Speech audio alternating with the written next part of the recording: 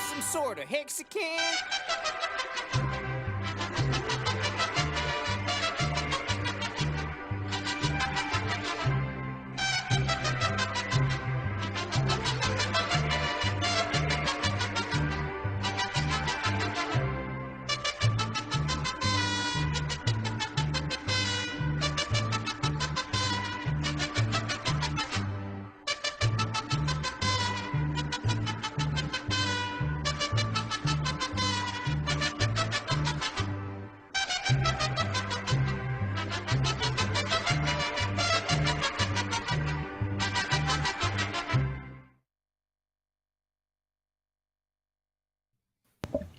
Welcome to the Worst Damn Crypto Show, period. I'm your host, Ramin and Dan. I go with me Puello, Rolling Zoku, and Tap, whose connection is 2 out of 10. So we'll see what happens. What's up, guys? What's going on, buddy? Man. Happy Monday night. Oh, there he is. What's going on, Tap? Weird day, man. Weird day. Why is that? First of all, I got a freaking parking ticket, try to get a damn haircut. Then today, I'm trying to go and pay it. Order. Had hit up 2 different CVS's, both of them immediately. So I had to go to a freaking market to get the money order. Then I had to drive down to drop it off. This police department is the most janky ass trap department I've ever seen in my life. I wish I could post a video on my Twitter. I got locked out of my Twitter account today for 7 fucking days. Damn, so no tap on What'd Twitter. you do, man? Again? Yeah. I Locked was up. commenting. They won't I was let him out. commenting funny stuff. It was some funny stuff. I wasn't coming at nobody. I wasn't starting crap with nobody. I ain't starting nobody, no hate speech, nothing like that. It was some funny ha stuff. This violated one of our rules. We have to lock your account for 6 days, 30 hours or whatever. Other than that, my day was good. It was just some weird shit that happened today. I got my wine. I'm about to spark my joint, man. We're going to get this over with, man. How's everybody doing, man? I hope everybody's doing watching. Like, share, subscribe, all that good stuff. Comment. Doing fire, bro. Don't do that. If I say get it over with, like, don't be too excited. Do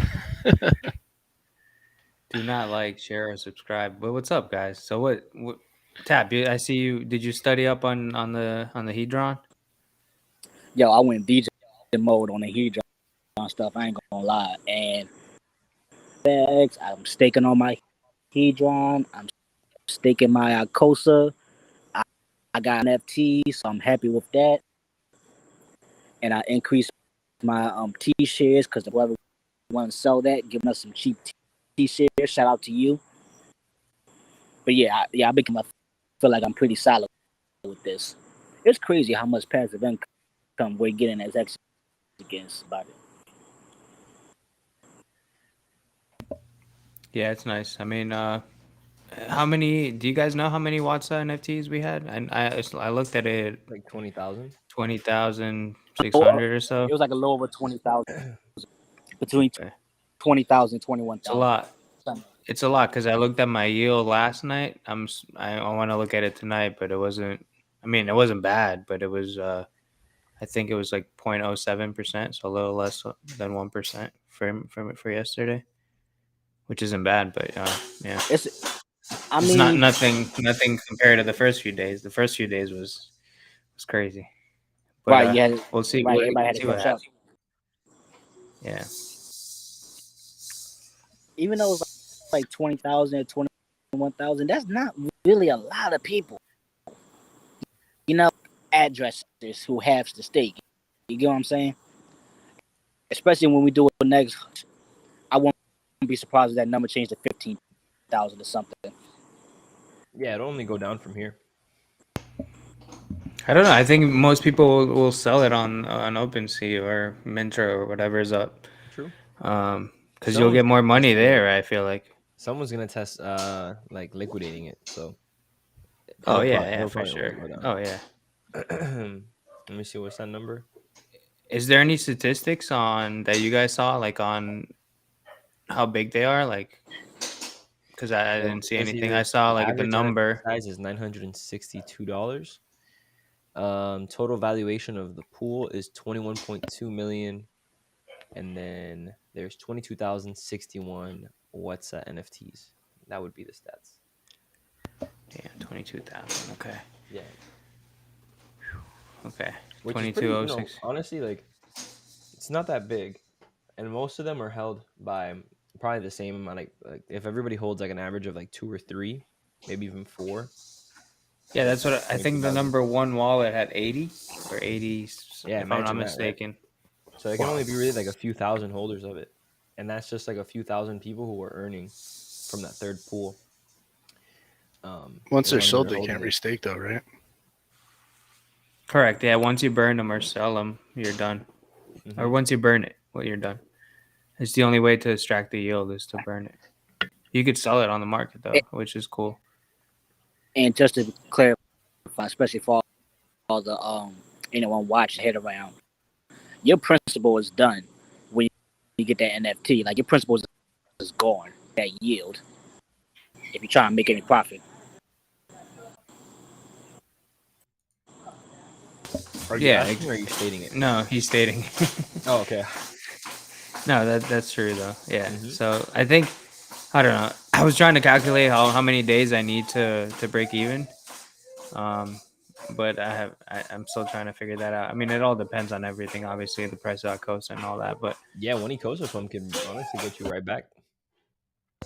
I was trying to do it on how many days with $1 ICOSA, how many days with $2 ICOSA, based of what I got yesterday. But anything can change, obviously. Like on day 90, like you said, all those HSIs, you can buy them back and all that. So yeah, we're gonna get a lot more ICOSA that day once everyone starts buying that shit and the HEDRON gets burned. So. Yeah, I'm looking forward to that. We're like 80 something days, maybe 79 days away from that. I think the date was like November 14th. So like November 14th is when all those NFTs, all those HSIs get liquidated. So that day, between like just that week alone, is going to be a lot of money being paid out between all three pools. So definitely want to be invested into either the HEDRON staking, ICOSA staking, or the WhatsApp pool for sure. Because similar to when like the first day, that was a very big payout. We'll probably see that again at the very end, and then from there it's just HEDRON, ICOSA taking its natural course, right? Seeing how it kind of fits into the system, people onboarding into it, and people getting involved with it. But I think it was a really good start. And as ICOSA starts to kind of go up in value, we'll see how that goes. I think right now a really big incentive for people buying ICOSA is the fact that HEDRON is pumping so hard. The more ICOSA you have right now, the more HEDRON you're accumulating through yield. So that's going to be huge.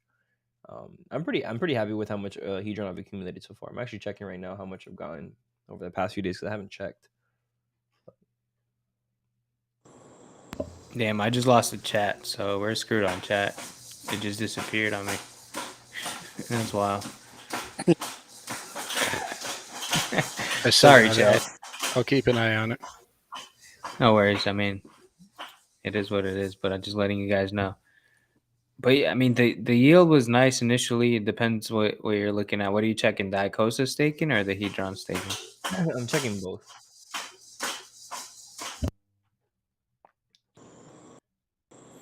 I mean, for me, it's just like another, got out there working for me without doing anything. And should care about it, but low key, I don't be caring about my HEDRON or ICOSA sticker. Like I don't check it that much compared to my hex stuff, if that makes sense. Because to me, it's like this thing in the background working for me as well. Yeah, it's just like another money printer, really.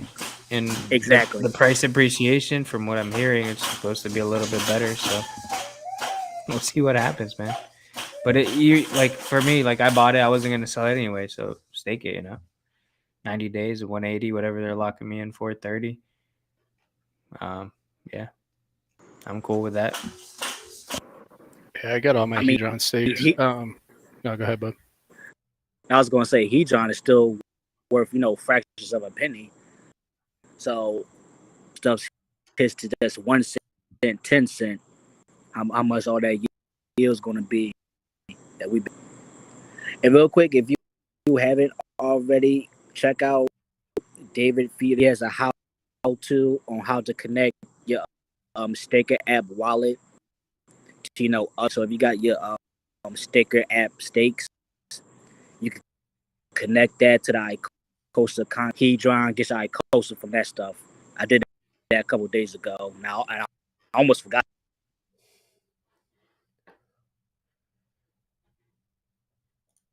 I think we lost them, but yeah. Yeah.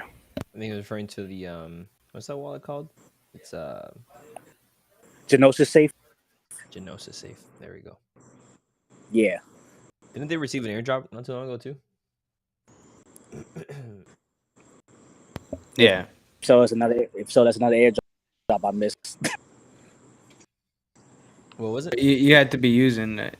I think prior to, I forget the date actually, Yeah, but it was honestly, it was a while back. I made it, but never used it. I do like this ICOSA staking though, and yeah, no, from what I can see, man, it's definitely making some nice HEDRON. My question is this: so what are the staking classes based on your ownership? Have they kind of made that yet or no? Like how we have like whale, Poseidon, all that stuff in the staking class for Hex. Have they kind of like categorized that yet or no? In ICOSA From my specifically? Mm-hmm. I don't think so. It's still like on how much of the supply you own, and you get like a bonus that, but they don't have a class, for how much of a supply you own just yet. Yeah, I'm trying to get that. Yeah, I haven't seen anything on that for ICOSA. But that can fluctuate, especially early on. I mean, shit. It's not Yeah, because even a month old, is it? Yeah. But I mean, I'm still in my same class on my staking, so we'll see what happens. Yeah, same. I'm trying to go. I think ICOSA is just gonna follow the price of Hex, really. I mean, they all will really, but ICOSA is really like tied down to Hex because if you look at it, I mean, everything's Hex. Right. Now, is ICOSA supposed to be like a stable for Hex? That's the part that was kind of tripping me up. What was that? What? My question. What was I saying? Have So all of you guys Alright, go bought ahead. HEDRON? Question. Say again. Have all of you guys bought HEDRON? I have, yeah. Because I'm only playing with what I got for free from my stakes. I ain't gonna lie. I bought some from the open market, but unfortunately, I got some like while it was going up throughout the pump, and then I actually didn't. I was gonna buy the dip, but I ended up not buying the dip for whatever reason, and I just ended up liquidating what I had from my previous stakes as well. But regardless, I mean, yeah, I have a lot. What I would consider to be a lot, I guess. Yeah, I'm I mean, gonna say hopefully it does something. I'm excited to see what these HSIs end up doing. How the auctions go and everything. Yeah. right. No, I think the auctions are gonna do great. I personally bought an HSI stake through an auction, and the thing is also too like just it's definitely gonna be based on like how much HEDRON you want to get rid of because I bought. So for example, I know there's gonna be people that go through what I went through, which was I purchased an HSI stake with HEDRON, and then I bought it for less than I bought it for around equal to market value more or less. And there's people that are going to be bidding against you that bought it at below market value I bought it for like really cheap, like in USD terms. So let's say they got the same amount of HEDRON as you for what that hex stake went for. Let's say it was like 700 million. Like in my case, for example, they maybe bought that for like $100, and you may have bought it for like $700, $1,000. And so to them, it was only like $100 worth of HEDRON, but to you, it was probably worth more. So based on when you buy HEDRON, it's probably also going to definitely matter how much you're willing to put into those auctions. But overall, you know, based on the fact that it's fluctuating up and down, the system and the mechanism works fine. How people are going to decide to kind of like buy them and justify what they're worth is really 100% up to the individual. I do know at the end of the day, like I got hex back from it regardless. So as long as I have hex, I never really took a loss, and I'm earning yield from it.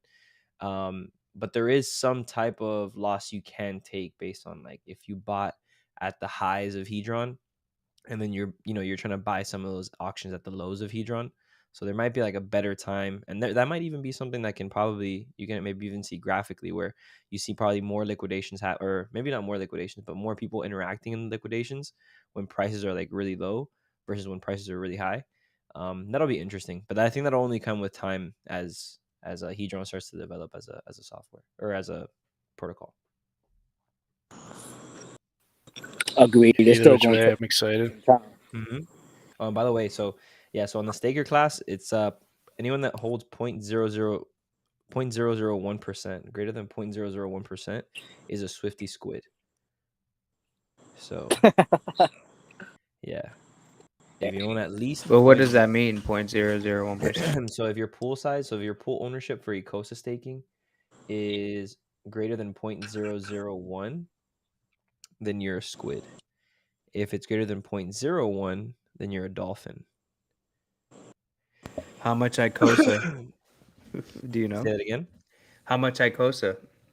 How much ICOSA? Great question. So Dan, Yeah, like give or take. if you go so on, I'll give you an example, right? One of mine has, I'll tell you right now. Look, so one of mine has 123 ICOSA, right, staked, and my pool ownership is 0.0012%. So technically, that wallet would be considered a squid.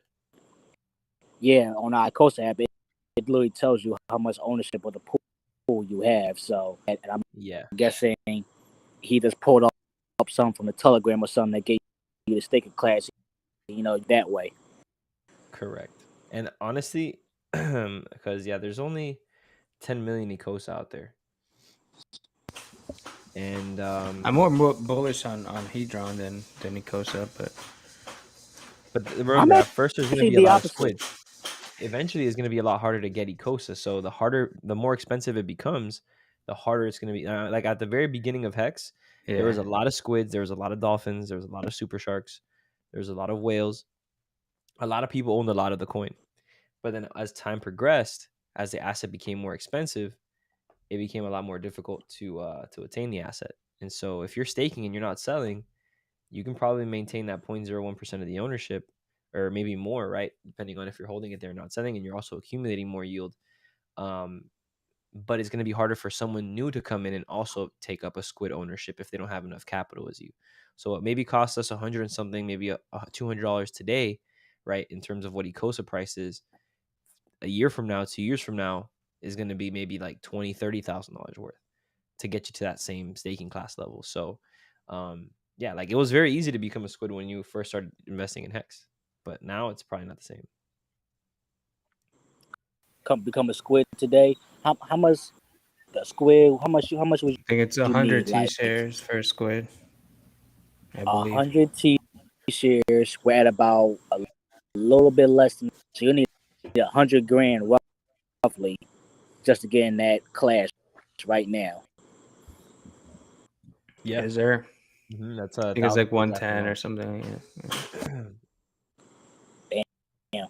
So and if that reflects something like, if that reflects similarly in ICOSA price, I mean, imagine, bro, ICOSA would probably be at a way higher price than it is now, and Hex too, everything would be at a way higher price than it is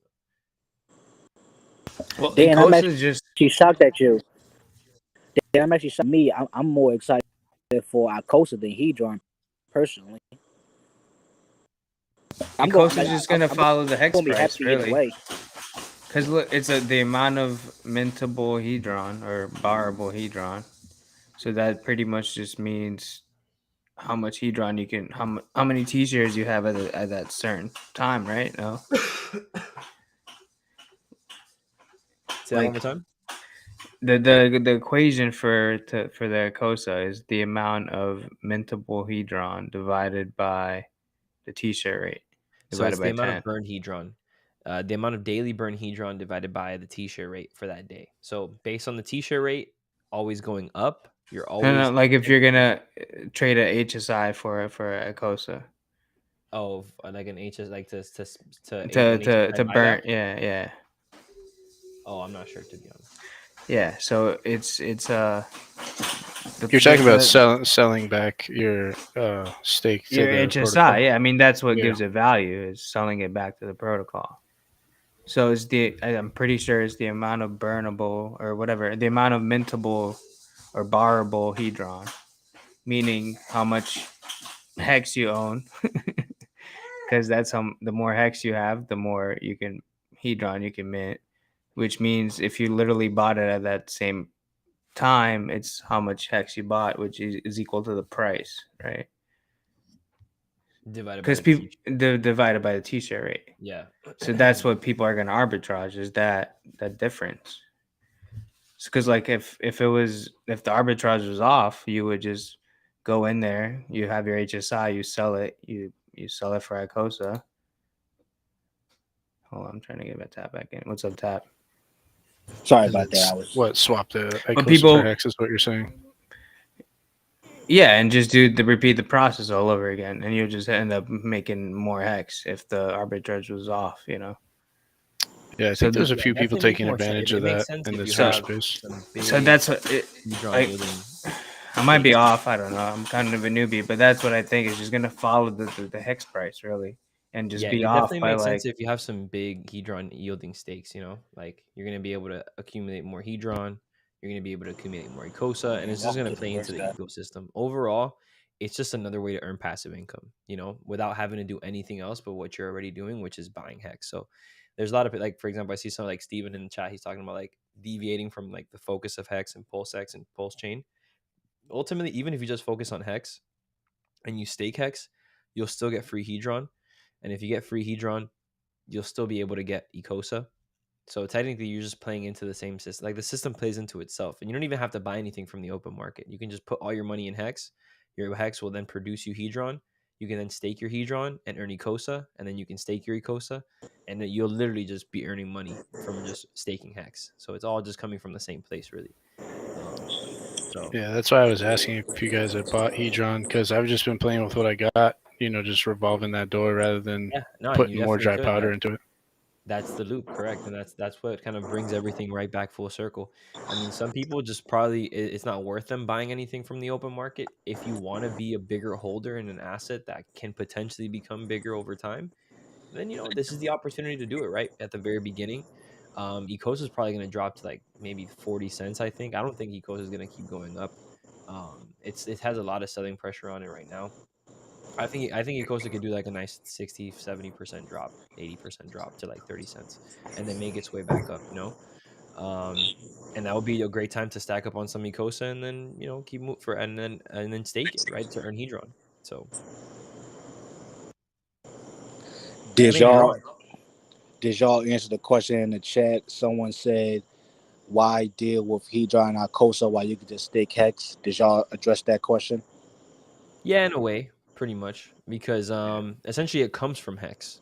So it all plays into the same cycle. You're gonna get, if you stake hex, you're gonna get hedron. If you stake your hedron, you're gonna get ICOSA, and with that ICOSA, you can stake that to get hedron and ICOSA, and it's pretty much just free yield coming from the same original hex stake that you're making. So as long as you're focused on investing in hex, you're gonna be able to play into this asset that eventually is gonna also earn you more of these new tokens that have the kind of like their own ecosystem playing in their own way. Because it's all coming from like that T-share rate mechanism, right? But not in like the equation of a T-share rate in hex is being used in these two ecosystems as well. So It's cool. I mean, it's dope, and I think it also doesn't take away from like, I don't know if you guys heard about dodecahedron and like how it's supposed to pay you yield and all this shit, and like that's a fucking scam in my personal opinion. Like that's just taken away from hex. Like if you want hex in yield, then you stake hex. Period. You feel me? You don't have to get another token to get hex. That's bullshit. Yeah, But as when soon it as I comes to heard like that, I was like, this shit sound funky as the hell, second bro. I saw that shit, I was like, bro, whack. That's cap. So that sound like some funky ass shit. I didn't even deal with that. And I want to go back to a YouTube I shared earlier this morning. I forget the guy's name who always do the little how-tos, little quick 5-minute videos. British dude, whatever. He was saying how don't be wasting your capital on these new meme tokens that be popping out left and right in the bear market, because you're trying to chase a 10x or whatever, but you could have kept that money in the hex, stake it, and got 100 or 1,000x. Yeah. Now look, if you got the capital to mess around with some meme tokens and you can live with it with yourself, by all means, do whatever you want with your own money. But if you in a pinch, you live in bill to bill, and you can only scrape $20 into this hex stuff or whatever, my personal opinion, stay in the main hex ecosystem.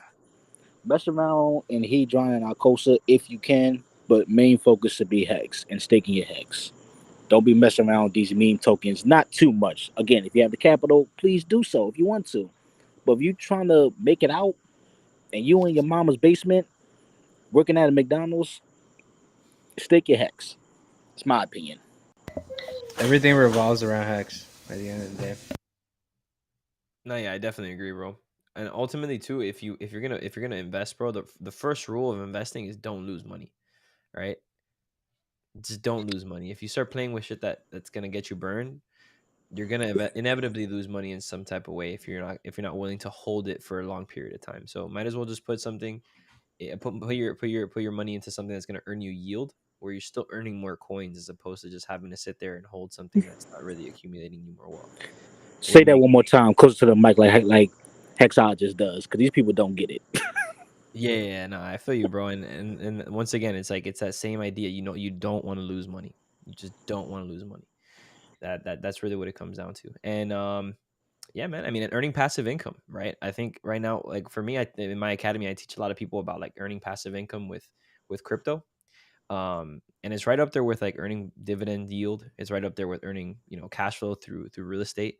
Right now, you're seeing people put your volume up, bro. Yeah, I know people are telling me about the volume, bro, but I don't really have much control over it. Let me know if it works.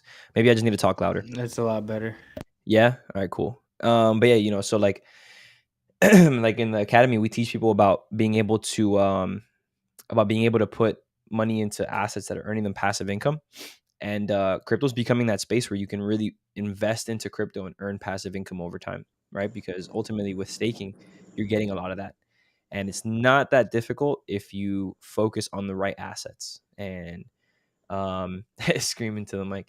And yeah, so with passive income in cryptocurrency, I mean, if you do it right, you're going to be able to literally live off of that money. You just got to be patient with it. If right now you're working a full-time job and you want to be able to say, okay, I'm earning full-time income off of my cryptocurrency yield investments, it's going to take you at least a few years, maybe one bull market, to be able to really get to that place.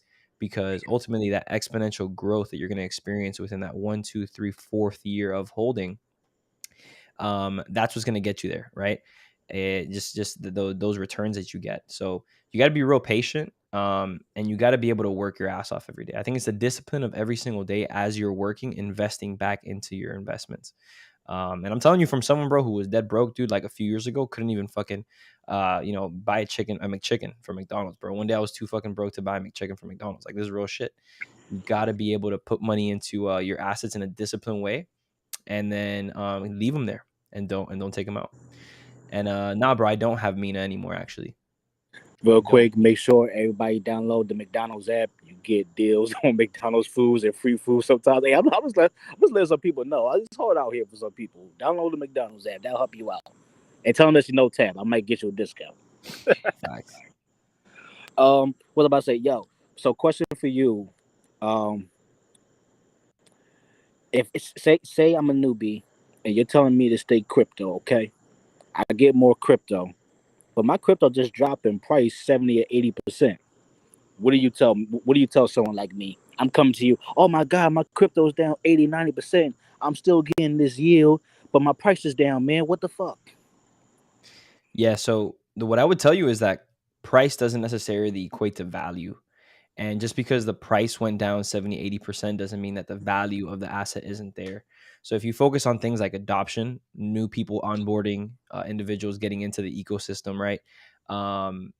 If you look at those metrics, if you look at previous price performance, where price has been, what it tends to do, you can more or less gauge where price is going to be in the future. So if you right now are maybe purchasing an asset where, you are susceptible to like a 70, 80% drop, if you just stay patient, and once again, if you stay disciplined, you continue to accumulate at these lower levels, you can find a great dollar cost average position, right? And this is what I like to tell my students all the time: dollar cost averaging, right? It's not about buying the lowest bottom. Usually most people don't ever get to even purchase the floor price. They usually buy anywhere between like the floor and a little bit higher, right? If they get to buy like a real bear market buy. And so you're going to get an average price between that dip as it starts to go down, and then over the next, year, 2 years, 3 years, as the market starts to settle, and then it starts to, kind of make its way back up to all-time highs and then make all new highs, you're going to see that your dollar cost average position is going to earn you a bigger return on investment as price starts to go up, right? And then on top of that, if you're benefiting from earning a stake, if you're benefiting from staking an asset, or excuse me, if you're benefiting from having staked an asset that earns you interest, right? Then you're also earning money on that interest. So it's technically exponential even, but you just have to be really, really disciplined and not go by what the price is. And more so, when people are really sad that price is going down, you're excited because you know that a cheaper price actually means you can buy more coins.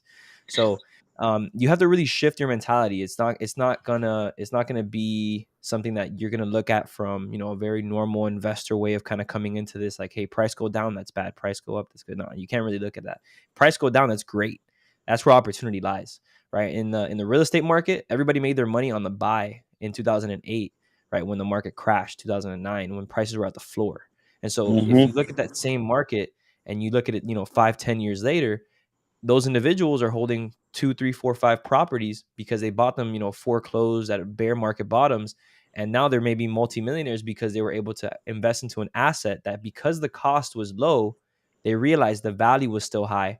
They were able to cash flow on that property, earn yield on that property, right? earn money on that property, and also earn the price appreciation on that property. So if you look at Hex like a property that you bought at the bottom of 2008, and you are essentially cash flowing on it by staking it, it's the same parallel kind of idea, right? That you're getting from right now buying it at these levels, and then over time allowing it to earn you interest. That's what I would say. And let me piggyback on that real quick, because I was buying the rise up from like 25 cents all the way to 50 cents, thinking I was making big moves. I was putting like bonuses up in the towards around this price range. Now, with the prices at, looking back at it, I could be crying my eyes out, boo hoo, no, I lost all this money. But I staked all that Hex I got back then. It's been accumulating me this whole time. We just had the second largest, biggest payout in Hex history back on Saturday, I think it was, something like that. And like you said, you buy lower at these prices. Not worry about the floor, but just worry about these prices. I'm putting probably a fourth of that same money into Hex right now, and I'm getting 2 or 3 times more Hex coins because of the price being so low.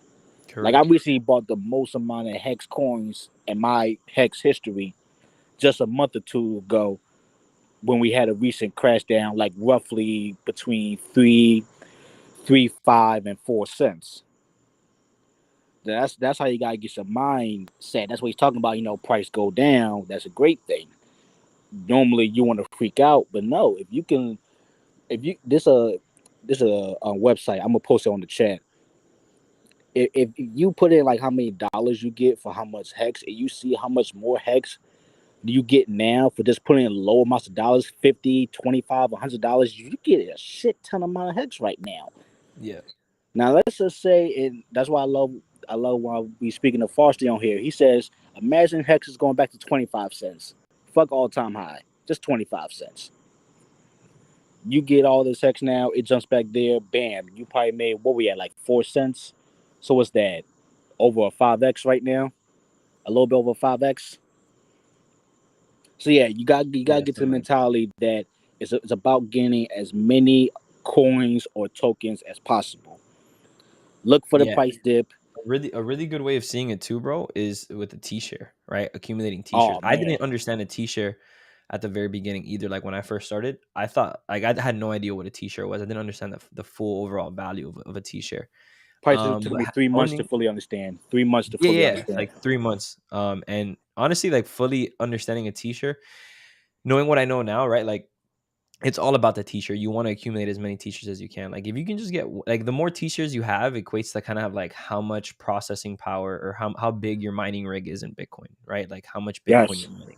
It's the exact same thing. Like I don't know if you guys have ever seen. I remember when I was like looking into mining and all that stuff, and I would see all these people with these massive farms in Tennessee and all this stuff, right? Where they're just mining fucking Bitcoin, bro. Huge like mining rigs, facilities, massive, pumping hundreds of thousands of dollars. Yeah, bro. And they're making millions of dollars in Bitcoin, right? And of course, you know, electricity costs and all that aside, if you think about it, right, having a lot of T-shares is like you having one of those facilities, because the more T-shares you have, the more Hex you're minting every single day. And it's the same thing with them. The bigger that those mining rigs are, the more processing power that they have with those GPUs, the more Bitcoin they're mining, right? Mm-hmm. So if you're able to accumulate as many T-shares as you can, you're set. And now here's the thing too, right? You're thinking about it in terms of a T-share. What happens when T-share price or T-shares become so scarce that you're not even able to acquire a T-share? Now we're talking about it in terms of B shares. So and that day will come. That day will come, exactly. And so even having a B share, half of a T-share, is going to be absolutely phenomenal. So if right now you're staking Hex and you're only getting 0.2 or 0.1, right, because you feel like maybe you're not putting a lot of money in, or maybe you just can't put a lot of money in, a B share is still a lot of still a lot, because half a T-share is gonna get you that's like half the payout for the day. And if let's assuming right that half the payout for that day is what, like 3 Hex, 4 Hex, right, in the future, and Hex is at $10,000 in price, you're getting 40K off that payout, right? Having half a B share. So no, this is speculation at its finest, but ideally, if you have that much foresight and you're able to do a 5-5-5-5-5 stake, right, with right now I don't know what it costs, like probably $930 to get a T-share. If you do $400 and you stake it out far for 15 years, you could be possibly in that game 15 years down the line where you're earning that much money off of those T-shirts. And you may even be able to get a T-shirt actually. Now that I'm about to say for $400 you do a 5-5-5-5, you get that 3x bonus. You probably could get get a T-shirt. You're 100% or right. just maybe under if you catch it at the right time. Correct. I think right now if you have like $400 and you stake it 5-5-5-5-5, you'll definitely be able to get a T-share. But even with $100, even if like I'm pretty sure that'll get you around half a T-share, that's still fine. And so I remember, and guys were talking about it back in the day, bro. I mean, like it's crazy because we saw the pump to $9,000 T-shares, and then now we're at like $900. T-shirts are 90% off. That's like a GPU being 90% off, and GPUs don't go down. They're all trading at premiums right now because everybody wants a T-shirt. Everybody wants to mine Bitcoin, right? So imagine when Hex gets to that point where everybody wants a T-share, you may never even experience another T-shirt dip because it just doesn't happen. In USD terms, it might happen. T-shirt price never goes down, first of all, but who knows, right? Damn. Because even GPUs, right? GPUs are still trading at a premium. Sorry, Alan just put in the chat. He said $326 will get you one T-share at a 5-5-5-5. So you need to pull up a 400 right now, and that's the opportunity we get when price dip, especially with Hex, because it correlates with the T-share price. So yeah, the Hex amount is an all-time high. How much Hex you need per T-share, but because the prices dip so much, you actually can get some very cheap T-shares. And even if you got $50, you put out for 5-5-5-5. Here's the thing that I love about staking. You get a guaranteed voucher for more Hex every day, no matter what. You got money today. You ain't got money. You ain't got no bills. You got bills. You got depression. You ain't got depression. Your girl broke up with you. Your girl just got back with you. You're getting more hacks. It doesn't fucking matter. You're 100% right.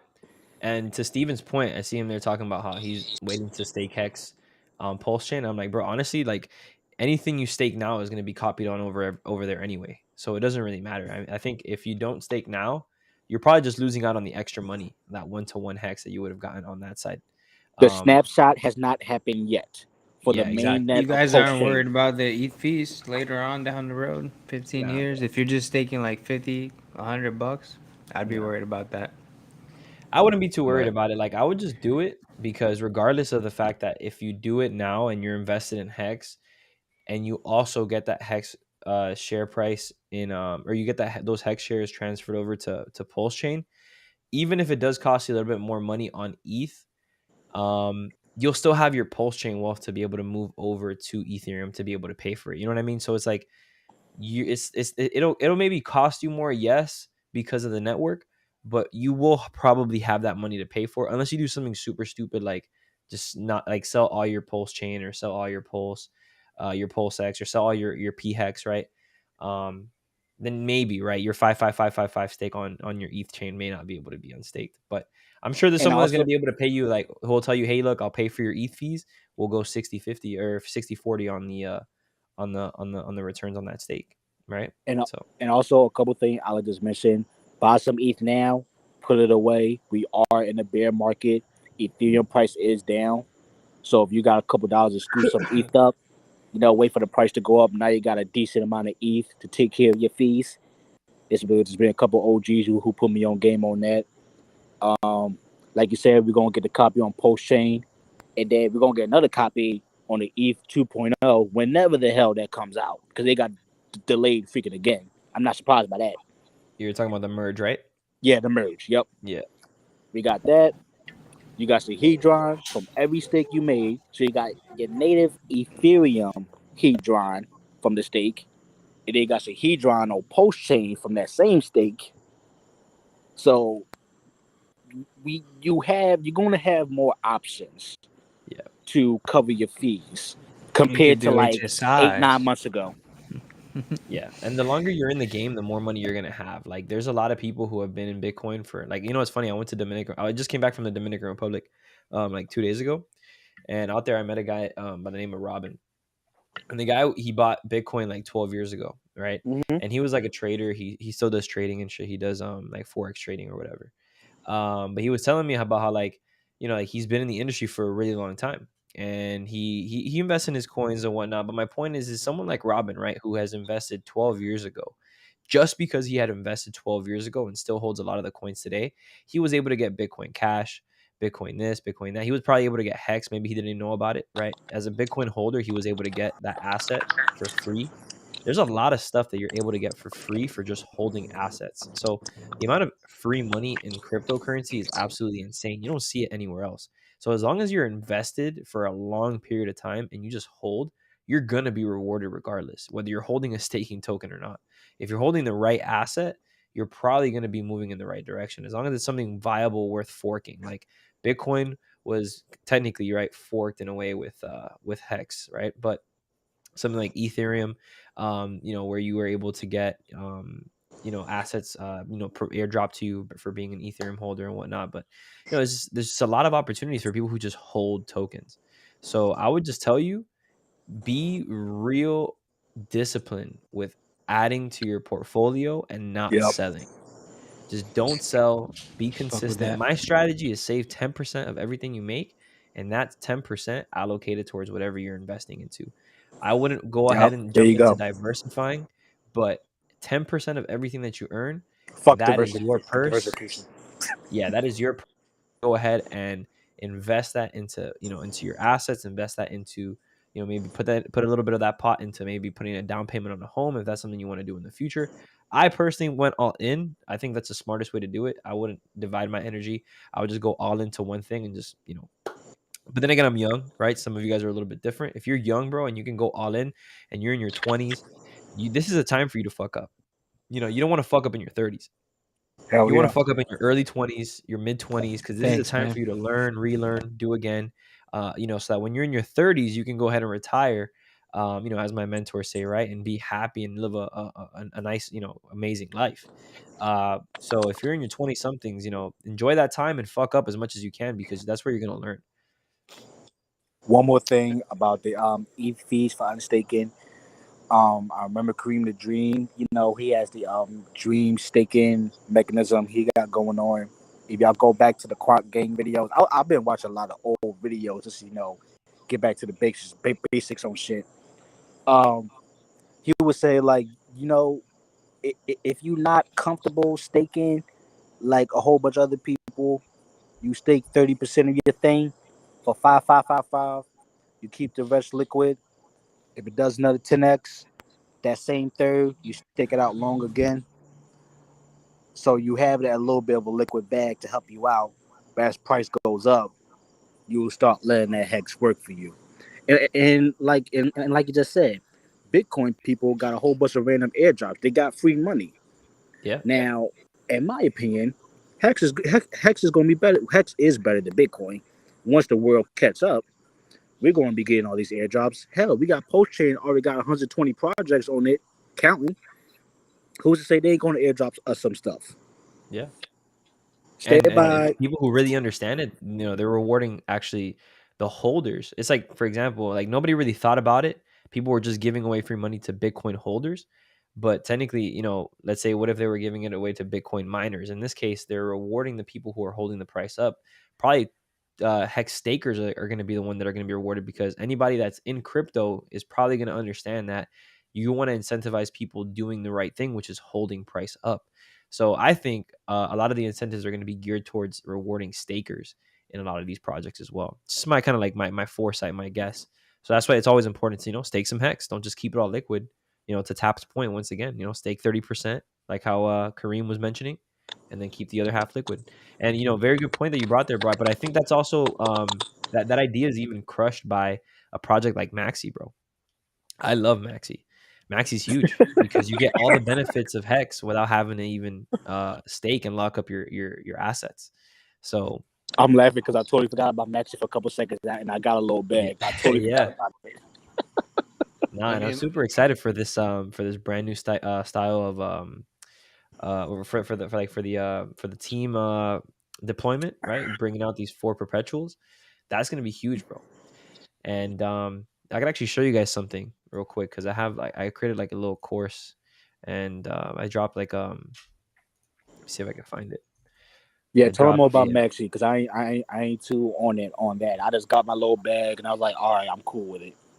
Yeah, no problem. Let me see if I can find that. Before we get too far off topic, I mean, whenever I hear people complain about gas prices, it's like, come on, bro, let's be serious. If you have tens of thousands, hundreds, or like millions of dollars tied up in a stake you can't end, you think no one's going to help you with that? Like, that's just silly to think like you're not going to end a stake or there's, tens or hundreds of thousands of dollars tied up in it. Shit, that may be one of the few times. That may be one of the few times I might say you might want to take out a loan just to end that stake. Right. You'll figure it out. You'll be fine. Shit. Yeah, so check this out. Get a couple shirts at McDonald's, man. We're hiring. I'm going to push on the burgers. Exactly. All right, so I'm going to share my screen with you. Tap and drain it real quick.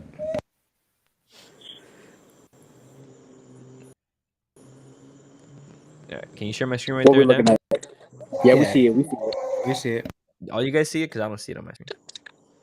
We see it. We see it fully. We see a forever stake, perpetual stakes. Cool. All right, so this is like a section in the course that I talk about the forever stake, which is pretty much like all the stakes put into one. So if you were to, let's say, for example, right, have a MAXI, or like hold some MAXI, if you were to be holding some base, trio, lucky, and DECI, which is essentially 1, 3, 7, 10 year stakes perpetually every single year resetting, you'd have this system called what I call a forever stake, right? Which is 30 years. In this example, it's only 30 years. I only went as deep as 30 years, but really it goes on forever. Where, for example, right, because these are perpetual stake, they go on forever. So unless you sell them, right, unless you sell them, you're not going to get any rewards from them. But if you just keep them there, right, and you got them at the base rate on day one, which is one hex for one base, one hex for one trio, one hex for one lucky, one hex for one DECI, right? If you were to do that, you would essentially off the bat create this massive stake that over time would earn you yield. So, year one, you'd get your base. Year two, you'd get year three, you'd get your base and your trio. Then years 4, 5, you get base. Then you get base and trio again, right? On year 6, then you get base and tree and lucky yield. On year 8, you'd get base. On year 9, you'd get base and trio again. See what I'm trying to say? So I kind of did my best to kind of like represent each year what you get. Year 10, you get base and DECI. Over here, you get base and trio, base and lucky. Here you get base, trio, and MAXI. So 15-year would be the MAXI yield, right? Coming out of on that 15-year, right? Year one being 2022, right? The year that this is all launching. And then as you continue, right, it would just be a repetitive cycle for just holding all of these liquid assets. So base is perpetually every single year compounding. Trio every year is compounding as long as you hold it. Lucky every year is compounding as long as you hold it.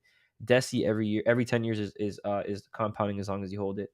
And MAXI is, MAXI. That one's only one stake. Maybe that they'll create another one, but that's that, right? And then you're also, right, as a team staker. So if you own Maximus right now, if you actually get some team tokens, you're going to be earning yield in HEDRON, MAXI, and Hex throughout all of this from being a team staker. So this is all liquid. This has nothing to do with locking up your assets. It's literally just you earning yield through liquid holding of every single one of these assets. So this is something that I've been teaching my team about and teaching them how to focus on, because if you just use this idea of having a forever perpetual stake, right, where this DAO system is just doing it for you, and it's all sitting in a liquid asset, you don't have to worry about anything. You don't have to worry about locking up. You don't have to worry about nothing. You're getting all the maximum benefits of essentially a hex stake, but leveraging the Maximus DAO system, right, and the perpetual motion that it has, restaking all this money for everyone. So it's technically like you have one person controlling all that hex that was put in from day one. That's pretty much it. Can't give you all the sauce, but The Thank you, MAXI thank you. protocol, the value's there for sure. I opted in immediately once I heard about it. I when are they going to be doing the other ones? They're not out yet, right? yeah. So I'm not really sure when they drop, but hopefully they said the audit should be done anywhere between I think it was today or tomorrow, or maybe Wednesday, something like that. I always follow. If you guys want to learn more about it, always follow the guys who create these projects. You can follow Dipcatcher on Twitter, and you can also follow what's his name? Golden Key. Gold Key. Okay, yeah. Or you can just follow the Maximus Twitter page as well. But pretty much they're gonna update you guys with all that stuff. Dipcatcher's always updating the whole community on how his code's going. Audit's almost finished, and then hopefully the launch should be maybe sometime this week or next week. Who knows? I know they're trying to beat the Pulse launch. So, and then once again, anything you get in if you decide to get any of these assets, right? You're gonna get a copy of it on PulseChain. So you're gonna pretty much have 2 forever stakes on PulseChain and 1 on PulseX, and then you won't even have to worry about the ETH gas fees because they're all liquid assets. So if your biggest issue is paying these gas fees, Maximus already solved that. And then from there you just have to really think about, okay, how do I strategize this plan? How do I move forward from here on out? But yeah, they're very useful. And even though yes, you can maximize your yield from having a 5.555 stake 15 years out, this also just grants you that peace of mind over time where you don't have to just sit there being like, damn, when am I going to get this money? Instead, you're just like, okay, I have all my money sitting liquid, I can take it out whenever I want, but I know I'm maximizing my value by just being a holder. What's going on, Jimmy? Right on, man. Audio's wrecked. Yeah, we can't hear you. I'll be right back. I'm gonna get another cough drop. All right. Yeah, that was dope, Poyo. Thank you. Yo, Jimmy, we can't hear you, man. Thanks, bro. Welcome to the Worst Damn Crypto Show. This is brought to you by Hex.com, HexMerch.com. check out Wells' only website. He updated all his charts for 1,000 days now. So please have a look at that. I love looking at his charts. Always makes you feel good. What else is I want to drop real quick? Your OnlyFans. My OnlyFans shit. Check out Cashflow Amigos. Cashflowamigos.com. Show love if you guys want to check it out. Join the community. Do what you can for that fiat, man. Do what you can for that fiat. Really? Speaking of fiat, they about to start putting me on the overnight shift at the McDonald's shift. I'm getting lower OT. You already know where that's going to. Yo, Heck. Tab, I'm gonna shoot you a little link to an at-home job, bro. If you want it, you can do an at-home position.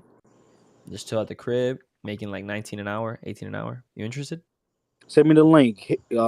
Send it to my Twitter DM. You got it? I got you, bro. It's not gonna be a link. I'm gonna have my buddy reach out to you, bro. He works for a recruiting firm, and he's looking for people that work from home. And it can be different jobs, bro. It depends on what it is, but usually it's working for like I picked up a position working from the crib, like it's like 19.50, almost 21 an hour, something like that. Just doing taking inbound calls, bro. Just chilling at the house, 8-hour days, overtime. They pay overtime. They pay bonuses. It's good money, and you're doing it from home. You don't got to worry about gas. You don't got to worry about nothing, and you can spend your time in front of the computer. If it sounds like maybe you're something you'd be interested, bro, I'll send it your way. All right, bet. I just dropped my email in the private chat. If you want to I get got on you. that. That's perfect. I would need that. And I'll talk to you about it later, but I got you. Bet. Mhm. Sounds good. No problem, bud. Or am I still wrecked? Wrecked. Jimmy, you still wrecked? I hear you a little bit. Yeah, it kind of hurt you there. AirPods. Mm-hmm. It's We like got How you. do I turn my volume? Good, we good? We good? We seem to be good. All right. I know, bro, I'm brand new. Teach me, bro. Gonna be like Luke Skywalker. It seems like your video on a little bit of a delay. Maybe it's just my end. Oh, bro. But your Yeah, audio is Wi-Fi, bro. okay. It's my Well, the Wi-Fi looks good on my end. The network connection looks good. But what's up, man? What's going on? This is it, bro. Thank you. Yeah, nice. Fucking this is it with my chick. She just locked up. So I'll make that thing real quick. I can't wait to just like do this full time, and I put my 2 weeks into last one. Now I'm gonna go to this little T-Mobile job, and yeah, just try to work on some solve with Twitter, the Spaces and stuff like that. Yeah, I got a thing up with Bullish time. He's gonna run through some information, kind of, because I don't know nothing about that shit. To keep up with all the time, but I'm learning slowly. You know, due diligence, bro. Putting the time in and effort, knock a little chunk off.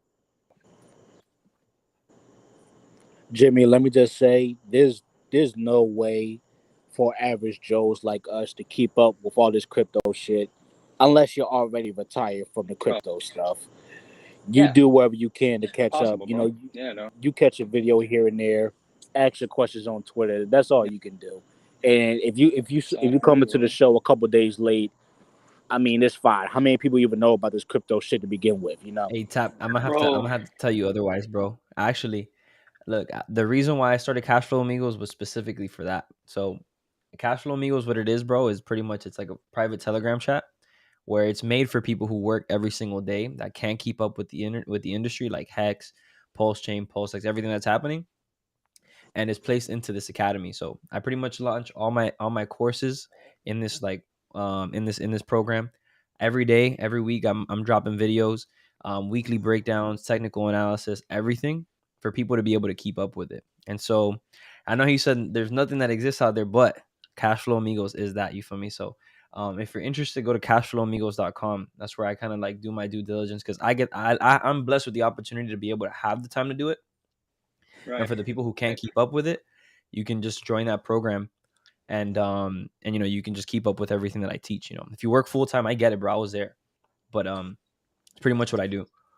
It's Cash 99 a month Cash but Flow it's Amigos, is that with an S or without an S? with an I've heard S. that. Yeah, Got it. cashflowamigos.com. And then I just dropped it in the I chat. made a blockchain course. I made a hex course. You can join when you join that 99 a month program, you're going to get access to all the courses and all the future ones that are going to come out. There's a HEDRON course in there. There's an ICOSA course in there.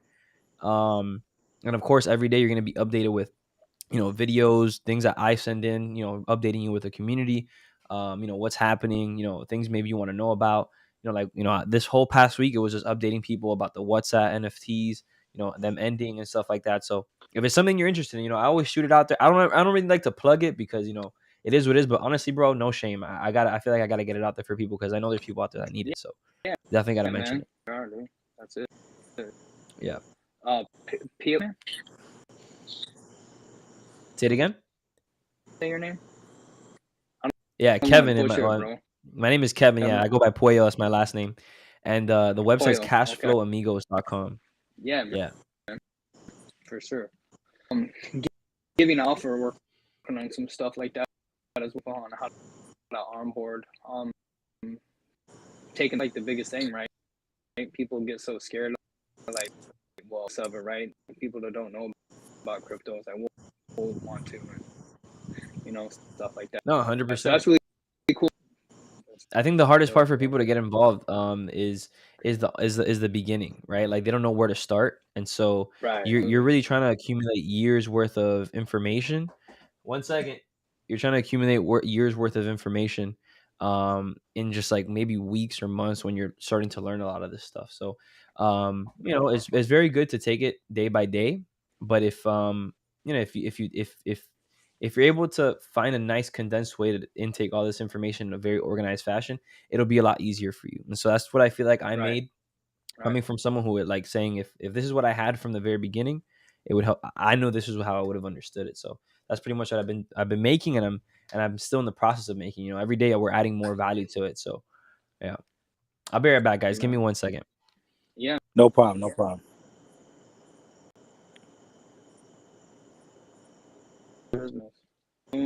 Crickets. What's going on, bro? Nothing, man. I just Normally I get on the show and there's like walker. 35 I put the baby in the walker. She's walking around. no. I was just listening to everything. Yeah, man. Yeah. It's great to have, I've been in the community since day around 600, so it's great to see someone new like you come on and just, be eager to learn and everything, and then people reach out to you and help you out, and hopefully we can all make it out together, man. That's the whole plan. Yeah, so I'm sure we're good. I'm sure we're good, dude. We're gonna be bro. That's crazy. Jimmy, my advice to you would be to check out. God damn, I forgot his name now. What's the Mexican who wears the bandana? Sometimes. Oh my God, Crypto Coffee, man. Yeah. Check out. Coffee? Yeah, check out That's Crypto RG3. Coffee. Check out Crypto Coffee. Yeah. Check him out because he goes over a lot of the crypto stuff that's happened, especially in like the recent year or two. Like he has the guest on who creates the coins, asks them solid questions. That would, I would suggest you to go back into his catalog to catch up. If you feel like some is not clicking, that would be my recommendation to you. Check out his shit. Sure, bro. Well, normally what's crazy, man, is like get on PulseX space, dude, on Twitter. Like you guys are there, like everyone's there, man. Like it's with that and real time. Hey, setting up my hardware wallet, and HexiCage. They just basically, and then Crypto in the Hood, threw me a video, and then gave me some pointers. And I've never done the hardware wallet, but I know I needed to get it done. Procrastinating because I'm ADD tells me not to do it, but I know I need to do it type thing.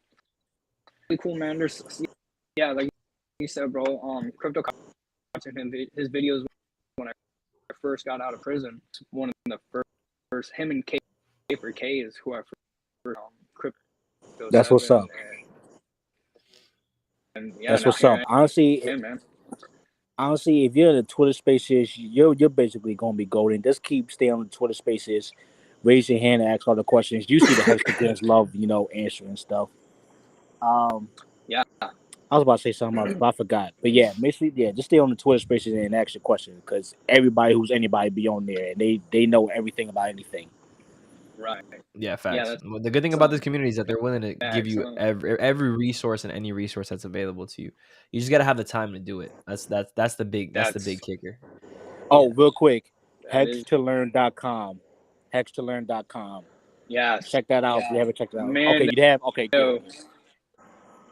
That's actually about a week ago I saw videos when I was setting up my dummy accounts for Chrome, and he's like, "What videos?" I'm like, "What, bro?" All right. So I did. I was like, "Oh, tight on all of them, man. Everything. PulseX, PulseChain. Pretty impressive." Yeah, hex to learn. Were you able to get in on the sacrifices? No, bro. I did in February, and I didn't really know about.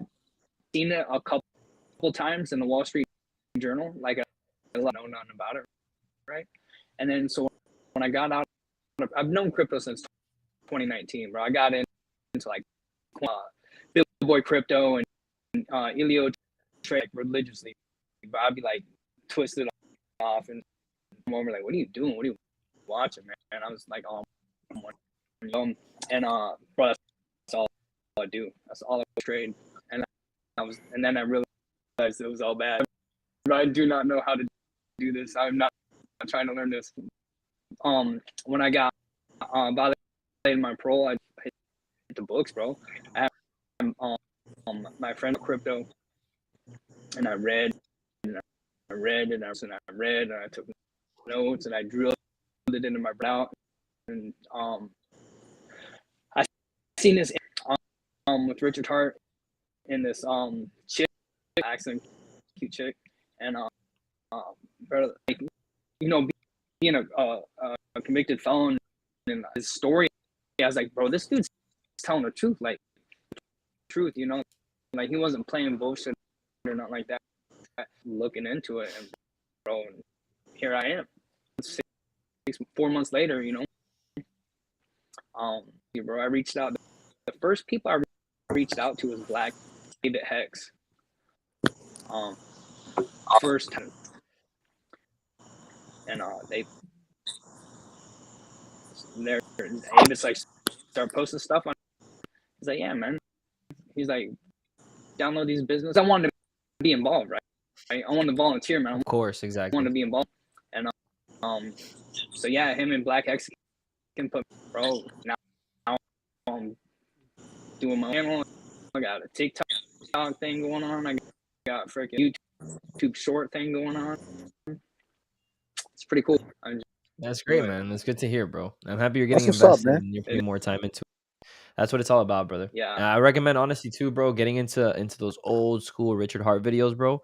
Yes. Imagine I started in Hex like in day 136. My first stake was day 130 something, some shit like that. And go back to when Richard was actually fat. Yeah, and that's when I was looking into Hex at the very, very beginning. Exactly. That's when I was looking into Hex at the very, very beginning. And bro, I was learning everything I needed to know from Richard. Like, Richard is my mentor. Like, Richard, honestly, I look at him and he's a billionaire. You feel me? Like, the guy, I look at that guy and I'm like, man, he knows what he's doing. And I honestly, every time I've listened to Richard, I've made money. Every time I haven't listened to Richard, I've lost money. And over a course of time, you just kind of figure it out that it's just like, okay, this guy knows what he's doing. And he's still someone who takes risks. The thing about billionaires and millionaires is the fact that once you're almost like very successful, they start to become very like, they start to become less risk averse, so they don't take as much risk. But if you look at Richard, like he's at the forefront of innovation, and like he's creating the biggest He is, projects, and he's man. doing the biggest things, right? Most billionaires aren't doing that. They're just like putting assets into like very safe places, keeping their wealth safe, as opposed to innovating, because in the innovation is where you can lose a lot of it. But this guy is going forward, and he knows what to do as well. And he's young. You feel me? He still has that young mentality. So I recommend, bro, if you're gonna listen to anyone, listen to Richard, or listen to someone that listens to Richard. Both work. Right. But we're just resources. He's the source. If you have the time to sit Right. back and watch a 2-hour interview to pick out those 3, 4, 5 minutes of knowledge that he drops in those interviews, then do it. If not, I always recommend, bro, like finding someone that, once again, like how I do it, right? Gives you that information, condenses it very nicely. Everyone's different, but I recommend sitting down and watching at least once a week one of those interviews, because, bro, they're great. Yeah. They're Yeah. great. I've And the guy just goes probably off. watched 8 videos. I mean, I've definitely my first interview, and then I started watching like K Coffee, and that period there's like a heck show. Like what's going on here? Like this is something going on. Like dude, it's crazy. It was nuts, man. All these new YouTubers doing stuff about him, and I was like, it was my. So I just kept to a couple of Richard Hart videos. That's how I do it. Is I'll send them, they'll be like, well, teach me about this, and I'll just send them that link in videos. The person, I believed in it, and then I started doing, I don't, right now the one I have, it was on like 60 hours a week in construction welding, bro, and it's just not for me now. So I'm gonna go cell phones at T-Mobile, doing part-time where I can have time to do more, man. Like I know this is my fun to be able to spend as much time as I can on Facts, it. bro. It's free college, Amen, man. It's free college. I don't have a tuition to pay. Free college, yeah, it definitely is that. College, man. I It agree. is Hey, boys, I'm actually gonna free head out real college, quick. I appreciate the hour. It's been super fun, man. Yeah, man. But I'll see you guys soon. Take care. I'll see you guys in the appreciate next it, one. bro. I'll see you guys next week. You're See you good. soon. Be safe. See you All next right. time. Always, good, man. Be easy, guys.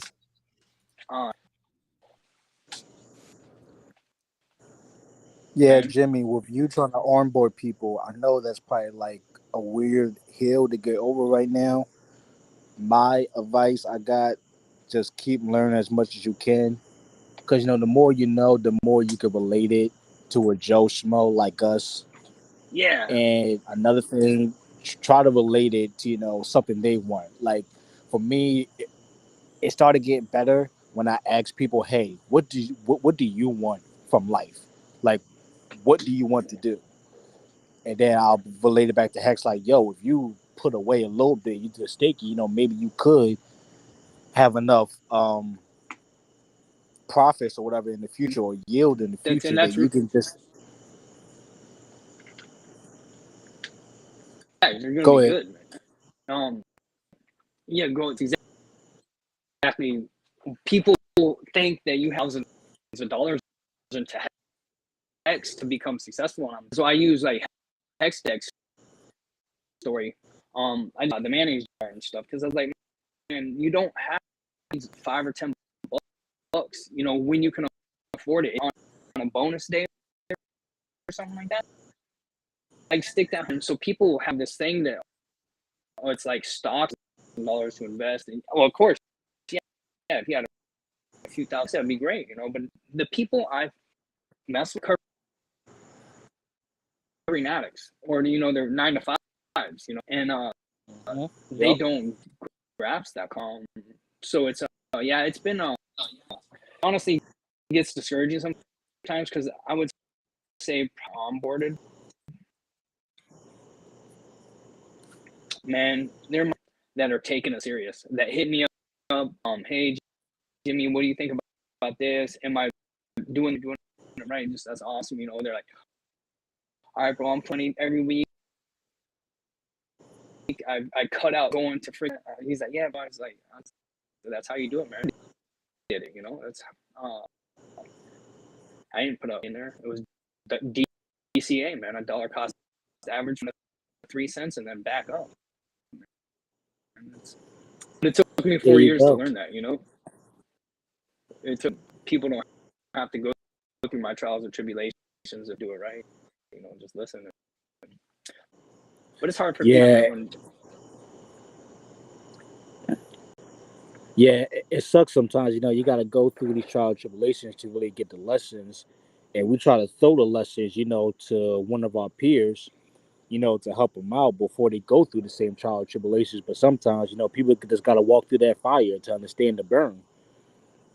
Right. And honestly, Jimmy, it is so awesome of you that you try to onboard people right now at these prices. I wish they understood how lucky they are that you're trying to get them on the Hex right now at these prices. I was onboarding my friends at around 20 cents. Yeah, and we're down to 4 cents. If you're ever in like Twitter space and ever run across somebody I onboarded at work, and now he's part of the Twitter space. It's cool, man. We had a live show on YouTube that we do. And it's rewarding for the ones that pick it up, bro. And he did the same thing. He started buying right little cents. He got in, and he's this dollar cost average. I mean, I was like, well, just like every little bit in, you know, or set, you know, 500, and then when the price goes down, you know, just down, because you never know when like the bottom really. For me, I didn't really know, so I'm just like, oh man, 7 cents. Oh, I'm buying. This might be the bottom, you know. Yeah, it's cool, man. It's dope. Now, have you tried to talk to any of your onboards about HEDRON and ICOSA, or you know, went full bore with ICOSA. Done. So the last time I went into stuff in 2019, I got wrecked. So if I don't understand it or how everyone around me is doing it, I can't do it. ICOSA, understandable, respect. And HEDRON, I wish when it, because I was on Discord and they he said, hey man, you need to come check this out. And I was thinking, man, from all the stuff I've seen about scams, bro, and they're like, it was HEDRON, and just what was it, like 4 months ago or something like that? It wasn't out. Right. We didn't know nothing about ICOSA. The ICOSA launch happened, and Hexy Cajun came, and Crypto Dan, yeah, they were just explaining it to me, and it's just like focused on my hex stack, man. And I had a goal that I wanted on a hex, and I made it. You know what I'm saying? So I staked it, and I wasn't able to trip him because, you know, in 2019 got on, and like Cardone, you know, I have a few of those accounts that I haven't even access to, and I don't even want to. There's always gonna be, you know, so it's like I don't feel like, I know there's something I'm gonna get in on another good one, you know. I do try to spit some game on you know, other eco community. Absolutely. My advice, if you have the time, energy, and brain power to look into it, there's a guy named Crypto Sloth. You probably already heard of him. Cryptos. I don't think. Check out his YouTube. I think I've heard of him. Yeah, he goes over all the crazy statistics of HEDRON and ICOSA and how it's supposed to work, like all the nitty gritty of it. He's like, I don't want to give him too much damn praise, but he's like the Richard Hart of HEDRON and ICOSA right now to me. He helped me understand the whole shit. Oh, bro. And listen, keep to your hex goal. Keep growing your hex bag. I'm telling this to anybody. but it doesn't hurt if you got the capital to mess around with it and you fully understand the system, that you can allocate the capital properly and you can sleep good at night. Crypto Sloth, look Yeah. them up. Crypto And that's Sloth. yeah. I will. I just wrote it down on my notes, man. Thank you. Yeah, because I know it's something, and like there's gonna be great things coming. You know, I know a little bit from where it was. Right. But listen, you still got Hex. You still got your stakes. You still got your T-shares. Oh, yeah. You're in a great position. And you want to keep Yeah, building man. on your Hex bag. Good, dude. I ain't mad at you one bit. You want to keep your Hex and say, fuck HEDRON, fuck ICOSA? No, I ain't mad at you one bit. I definitely, I know it's, you know, after this, like I listen to the famous bro, dude. I really look up to him. He's helped me out so much. When I hear him talk about stuff, him doing, because I know she's freaking just a genius. Twitter, man, that's all they talk about. So I know it's important. I got to get there, you know what I'm saying? And I definitely want to be involved in it. I definitely Right. My Listen, hex stake for free. Exactly. And I'm gonna just say, this is another opportunity for us. I'm not gonna say it's important, like you need to know this stuff. It's just another opportunity for us Hexicans. That's it. At the end of the day, it's another good opportunity. It is, yeah, and I definitely know me. You know, I talked. And you know what? A friend of mine. What's up, man?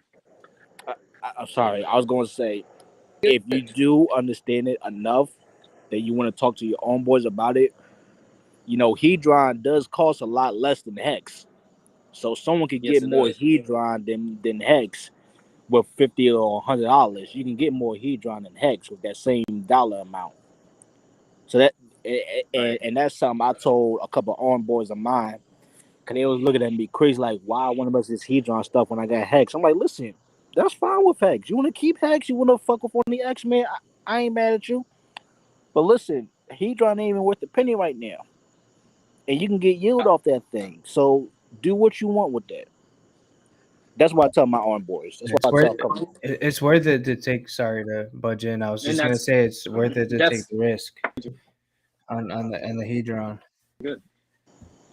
Just because it's so early on. So the price appreciation, and from what everyone's been saying, it's undervalued. Everyone's been talking about it on all the streams. And just because it's early on, and you know, it's worth the risk for sure. There's an extra, you know, an extra layer on top of Hex, so there's that extra security that, you know, like it could get hacked. I mean, obviously the code's good and everything's good. Everyone looked at it. I think Pulse, what was that one? The Pulse Police looked at it. Yeah, so Pulse Police looked at it. It's been audited. Everyone's saying it's good, but you know, it's a layer on top of it. So that's that extra, I guess. Yeah, but I think it's worth the risk at the end of the day. But yeah, that's all I gotta say.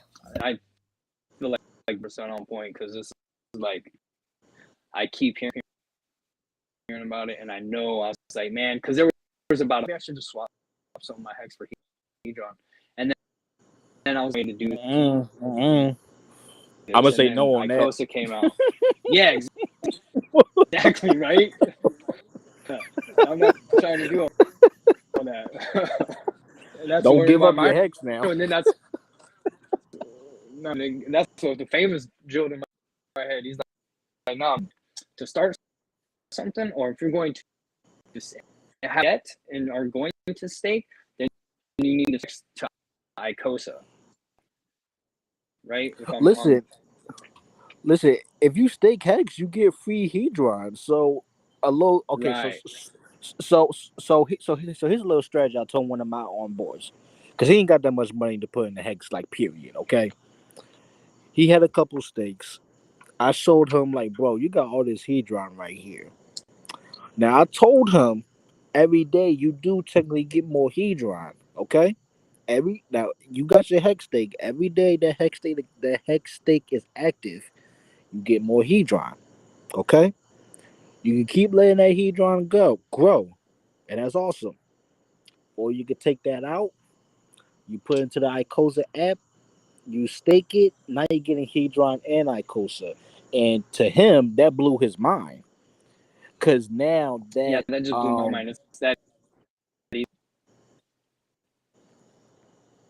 exactly. So now that put a barrier on his back to put in more stakes, especially the longer ones, because he's looking at like, wait, I'm about to get some free tokens just from staking it.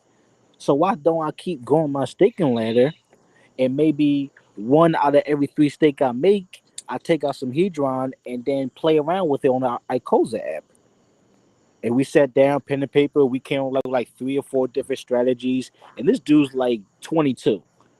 This dude's 22, so he could keep making the 15-year stakes. And he has a playground with this shit. Basically, is what I'm trying to say.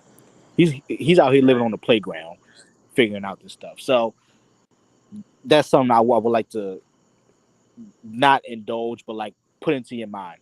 You get free HEDRON every time you make a goddamn stake. If you put a 15-year stake, say you want to wait a couple months, a couple weeks, a couple years, you take the HEDRON out, you stake that, now you get a HEDRON and ICOSA. Who knows what the hell that value is going to be X amount of times in the future, and you still got that hex stake working for him. You ain't in the hex stake. Hex stake is still going. And that depends on what's. So I have and go ahead. Ending here pretty soon. Probably one of my larger stakes. Jimmy, So in that I want to mint and claim your HEDRON. You gotta do both. Make sure you do both to get your because when you mint it is when you like tell the contract to unlock the HEDRON. And I believe when you claim it is when you actually pull it and put it into your wallet as liquid HEDRON. Okay. Double check. I think you could just mint it now. You don't have to claim it. I think you only had to claim when it was like the bonus phase. So if you go to the website, now you just mint it straight to your wallet. My bad, Jimmy. My bad. No, I'm pretty sure that's how it is. Good, all good information. That's definitely what I'm going to do right before the stake ends. And make sure you tell all your onboards this too about their stakes, because I've already seen people say like, "Oh man, I forgot to claim my HEDRON before I ended my stake." And if you end your stake before you claim your HEDRON, that HEDRON's gone. You can't get that back. That's gone. That's out of here. Yeah, I'm not sure. Yep, I did that. Bro, did that. We was cracking up about that a couple weeks ago, wasn't we? Bro, it was like a 300-day stake. God, like over like a t-shirt. I don't know. It was a couple t-shirts, I think. I can't remember, but God damn. And it had the 10x on it too. Talk about fumbling. Had the 10x on it.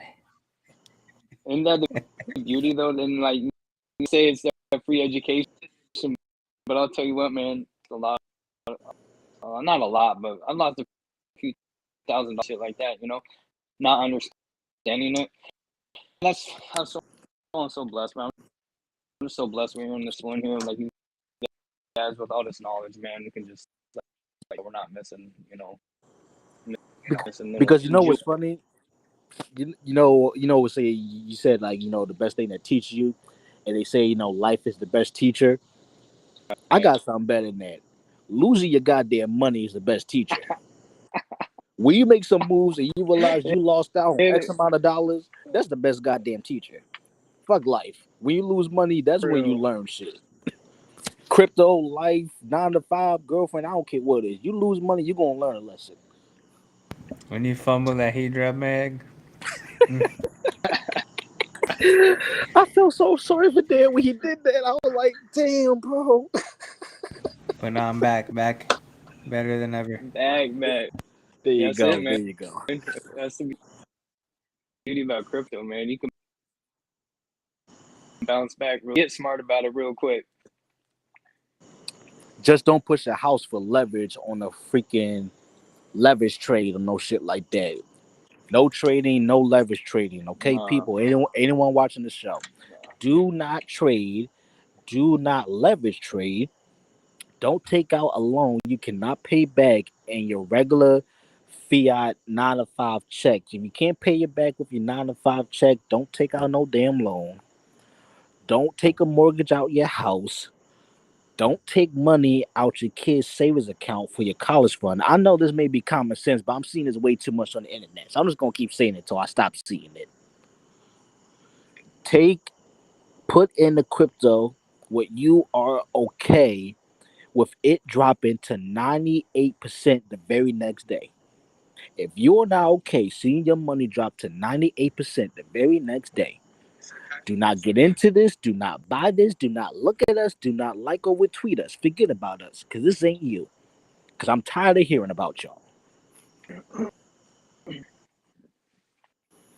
Yeah. Get ready to lose 98% of your value every day in the crypto space. That's what I tell my boys. Get ready to lose all your money, because it's just going to happen. Because the market don't give a fuck about you. No, sure don't, man. Sure don't. I thought I was doing hot shit. I was putting all this money back when Hex was at 30 cents and 40 cents. Thinking to myself, oh, we about to jump to $2. We're going to jump to $5, man.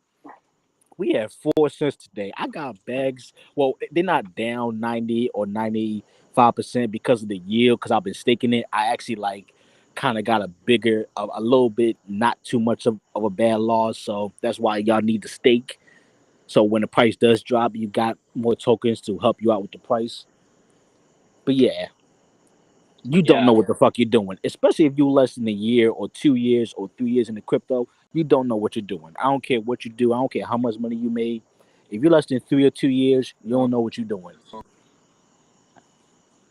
And that's from Okay, Tab. so here Yeah, I couldn't is agree what I more with think you I on know. that, Tab. If you want to hear what I think I know, is you want to invest what you can afford to lose.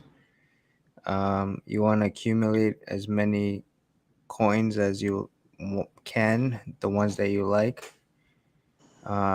Preferably, if you want to diversify, you should. If not, I mean, it's still the same asset class, so it doesn't really matter in my opinion. But yeah, don't trade, just hodl, man. And you shouldn't sell, because they're gonna outperform. If you select the right coins, they're gonna outperform anything else you invest in, whether it's real estate or anything else. So I think that's what I learned. And then yeah, we can get into more detail with like moves and stuff. Like you got to stake enough hex to cover the fees, stuff like that. But yeah.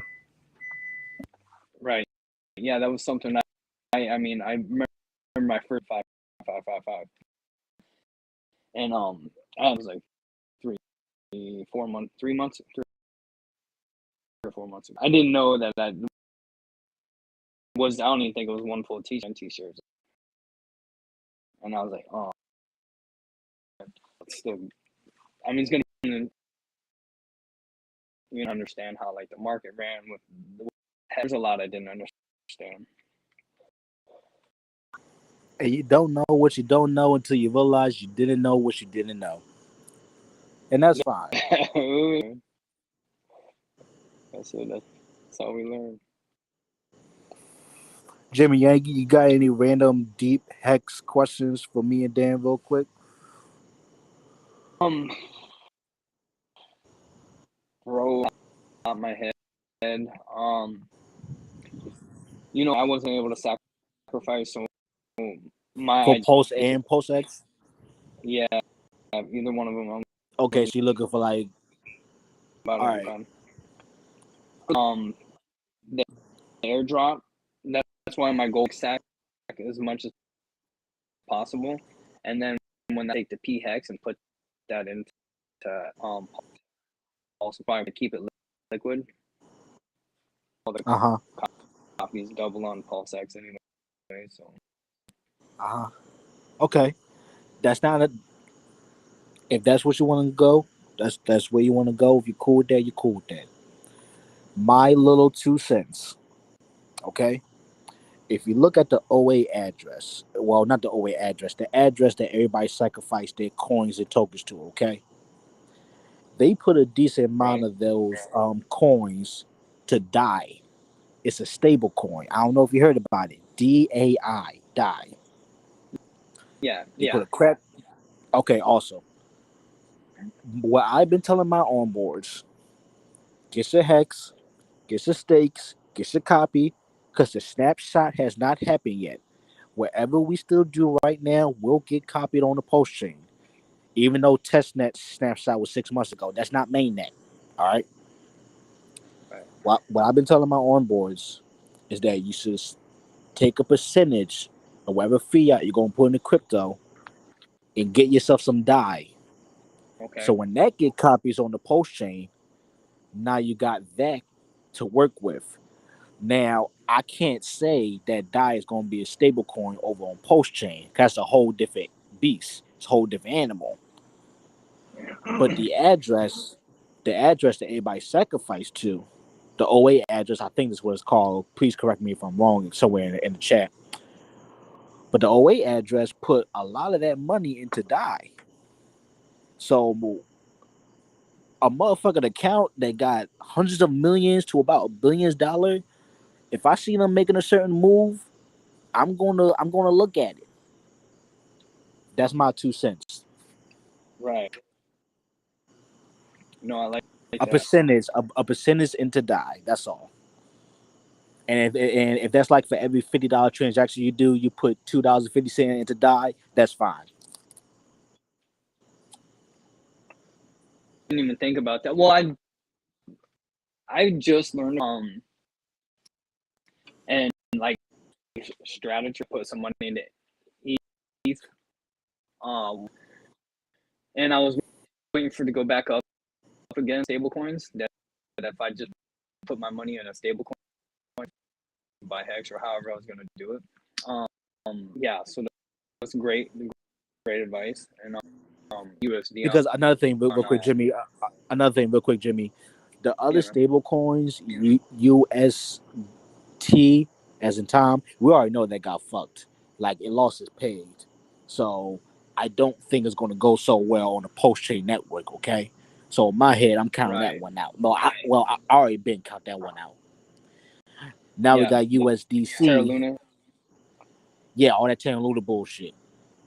Now we got USDC. Yeah. Which in my eyes seemed like, a little safe haven. Then we got this Tornado Cash bullshit that just popped off. I don't understand the all intricacies and the details on that. But I've already been hearing some people that I look up to, that I watch on the regular, who said that USDC is not all lit because of X, Y, and Z. Now, I can't say exactly X, Y, Z because they went into a whole bunch of blockchain technology stuff that I don't have the know-how. I can listen to it, but I can't explain it to other people. Now, technology-wise, the way that stuff was built, it seems like DAI is the better design of a stablecoin compared to the other ones we have available. And that's all I wanted to add. Go ahead. Right. Yeah, cool. And that's actually a really good point. I like that tidbit, bro. I like that a lot.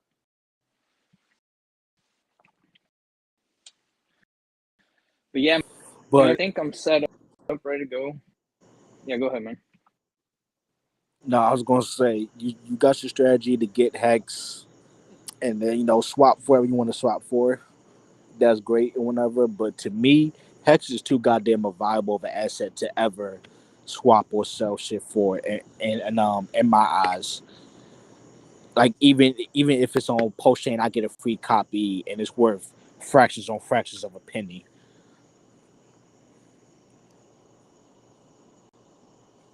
Right. What if things pump harder than a Hex, though? What I'm starting to pick up too. We talk about E-Hex or P-Hex now, Dan? No, I mean, like right now, HEDRON's been pumping. Hex has been going down, for a while. To me, I can convert. No, I still like Hex. Yeah. Listen, I can convert my Hex into an active money printer that works every single day, flawless operation. I ain't got to worry about no bullshit. And right now, T-shares is cheaper than a motherfucker right now. Jimmy, I got Hex into July 2021.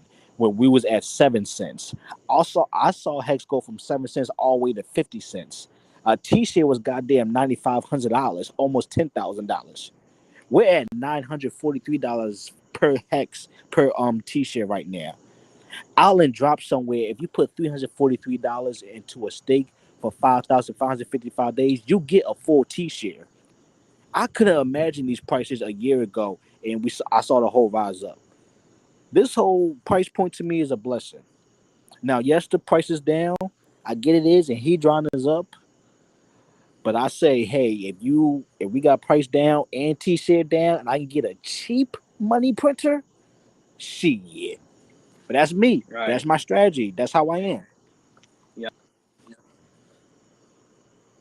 No, I like that. And I'm 26. Let me add that. I'm 26. I'm young. I ain't got no kids. I ain't got crazy bills like that. So, I can wait. Good, man. Same boat as you, man. I'm not 26. I have zero bills other than my pro. And I know I only got a year left on parole, so yeah, man. I'm blessed to have that big half my page looking like that, which is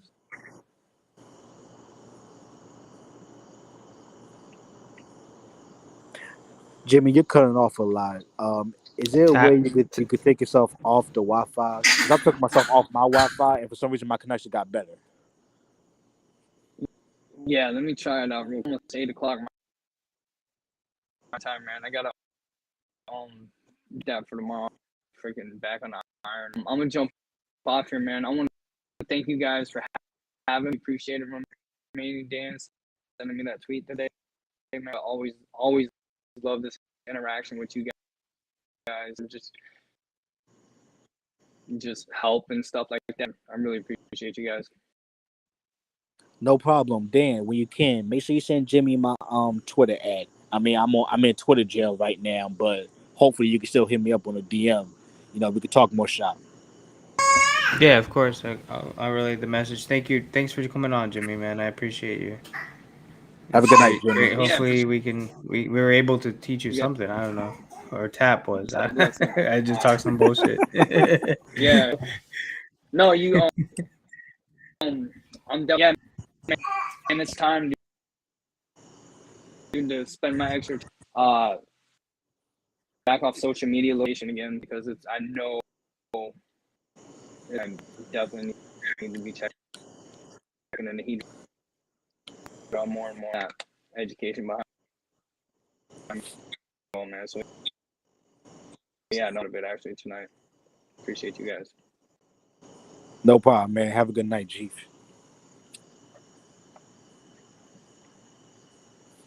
Thank you. Yeah. Yo, but HEDRON's been pumping, man. I don't know. People been fucking with it lately. And the HEDRON's going to go down just like how everything else does. But you can use the HEDRON to buy the HSIs. There's going to be 4,000 of them in 90 days. So there's a chance. I mean, I don't know if I'll be doing it, but there's a chance you can get cheap T-shirts that way, discounted T-shirts. Listen, if you want to do that, I ain't knocking you. I did my moves when HEDRON was a little bit lower, to be honest.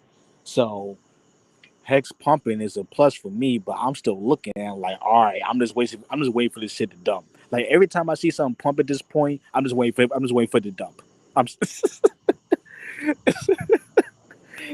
Because I'm sorry. From my experience, in the everything crypto looks space, like it's gonna dump except this HEDRON shit. I mean, there's always that one asshole. It's always that one asshole whale who's going to sell like 20 trillion worth of HEDRON or something.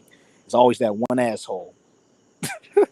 Just like we had that one asshole in Hex who did the emergency end stake and sold all that when that person had like something like a crazy amount more stake somewhere. It was something stupid.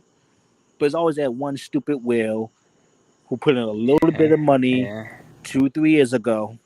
Now they're a millionaire, a decade millionaire, or 100th millionaire type shit. Nah, they think they hot shit and they gonna do It's some wild shit. Wolverine laying back. Yeah, Bro, motherfuckers. bro, the You're dude gonna who talk shit about PLSD. Wolverine's laying back. I'm I talking could shit see about him laying. anyone. No, you know Wolverine. What's his name? I Gunther. know who he is. Trust me, I know who he is. Yeah, I have my I could posters. see him because I know. I know he all keeps about the saying how fiasco. he's dumping the HEDRON. He could be like, I've been laying back 3, 4, 5 months now, motherfuckers. Have them dump. Like I said, it's that one asshole I whale hope out there so. somewhere who's gonna dump our tokens. I hope it goes down, man. I want to get a little.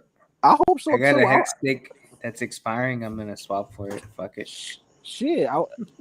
But honestly, I feel like because of this the HSI auction about to drop off. I think HEDRON is gonna be at like a nice price point. Like we might get a dump, but I won't expect the dump to be more than 3 or 4 days before the auction gets released. Like once the auction gets released and we get closer to that date, yo, I wouldn't be surprised if we see another 25x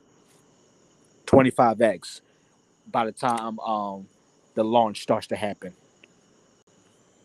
So I mean, I just the few streams I've watched lately, Jim Rat Crypto's been talking about it every day. Yep, he has. What's his name? Rash to Crypto Riches was Coffee's been talking about it. too. You got Crypto Crypto Coffee. Sloth. Whale started talking about it. I mean, Finally, so Wills. yeah. I mean, Wills has been talking about HEDRON. He was honestly been talking about HEDRON. No, he was quiet. No, I remember him months ago. He was missing. He was on this stream, man. I wish I want to look back at the price because he was on this stream saying I don't want to talk about it. There's too many people in the chat. That's how bullish he was on it. And I know we were at 6 zeros, but I don't know where we were. Bro, I'm talking about like 2-3 months before that show. He was talking about it. Okay. For me, I got Wells only on notification on my phone. Every time he drops a video, I'm watching that shit. So I can't tell you which video it was, but 2 or 3 months before that show, he was saying, "Yo, if y'all haven't already, look into HEDRON." I don't know how. That was a minute and a second ago. He came on the show and I was like, "Yeah, I'm gonna put 10% of my DCA in." Fucking idiot. Oh man. But see, we're still early, man. We're still early, man. Come on, man. Nah, but if you miss that early 20x, like if you just got in with a heavy bag on that early 20x, that's a big deal, man. Bro, this is crypto. This is crypto. Like divide 10,000 by 20. Divide 10,000 by 20. It's not so nice. A 20x is awesome. A 20x is great. Shout out to anybody who caught any of that 20x. Shout out to you. I hope you got some profits. I hope you was able to enjoy that profits in this bear market. That's a blessing for you. Shout out to you if you was able to do that, man. But we in crypto, man. I'm waiting for that 1,000x, 5,000x, 10,000x personally. 20x happens. We're gonna get it, man. We're both gonna hold at least a portion of our bag is definitely gonna get it, and the assets rolling. Exactly, but I mean, any of these can hit that again there. But like to me, this 20x or 25x was like I was sitting back watching. I was like, all right, people really gonna see what this is about now. Like people ain't got no choice but check this out now. Because we're still in the bear market. This is still bear market. That grayscale discount is like 32%, negative 32% right now. It's still bear market vibes out here.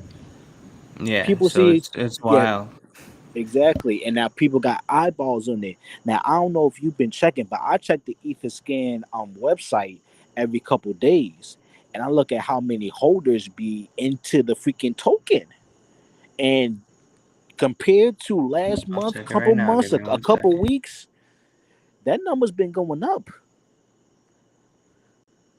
in a decent amount. And those big whales, they've been accumulating their bags as well.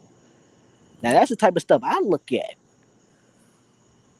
Same thing for the ICOSA. That's why I say I'm more excited for the ICOSA, because it's that not many holders of freaking ICOSA bags. And ICOSA holders is going up, but it's not, to me, it's not going up as much as it should. This is how I do my research, y'all. You know, y'all can copy me. Y'all can do the same thing. Y'all can hit me up on DM, ask your questions. But that's what I do. It's 20,000 HEDRON stakers or That, holders. that's not a lot of people. 20,886. That's not a lot For of some people. reason, I thought it was more. That's weird. No, exactly. Because I was thinking I got in at 20,000. That's weird. You still early, man. Damn, was it 12 when I got in? Yeah. And and how's freaking 20,000? It went from 12,000 up to 8,000 in a freaking bear market, bro. Bear market. Imagine when this shit gets. Imagine when it gets bull market. Come on, man. We good. We good. Yeah, I mean, everyone's saying, not everyone. A few people are saying it's undervalued still right now. Like we should still hit another like a 2x from here, a double. I from hope here. so. I would very much like to see that. My portfolio would But like we'll to see see. that. And with Hex, there's that one guy that emergency end staked a few days ago. And he's been selling his bag ever since, little portion at a time. And he still got, I forget the number, but it's still in the million worth of Hex that he's probably gonna end up selling since the emergency end stake. So that's why I don't know why these dudes don't we might still just. go down with Hex a little bit. It still blows my People mind. need How money, man. I mean, who knows? It You know was what? right You're right. after I Yeah, watched you a know. stream with Dixon Piper and Fort Tendies, Mhm. and it was right after the Fed announced, or that guy was talking about they're probably gonna raise rates in the foreseeable future. Oh, So that okay. guy, yeah. I get the vibes. I get it.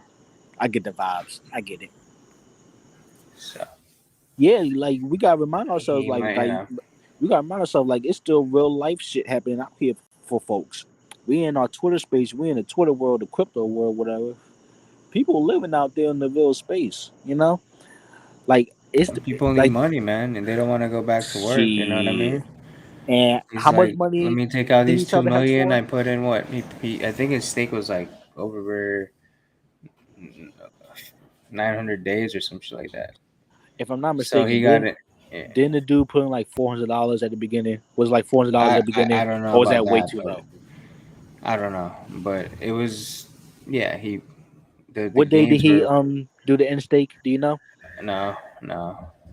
Yeah, Because I'm about to I say wish we I can go knew. because we can go back to where he started. We can at least do a little quick math. But fuck it. I could do a little research, but it's just you and I right now. All right, Because fuck it. I was gonna search Twitter for like emergency end stake, whatever.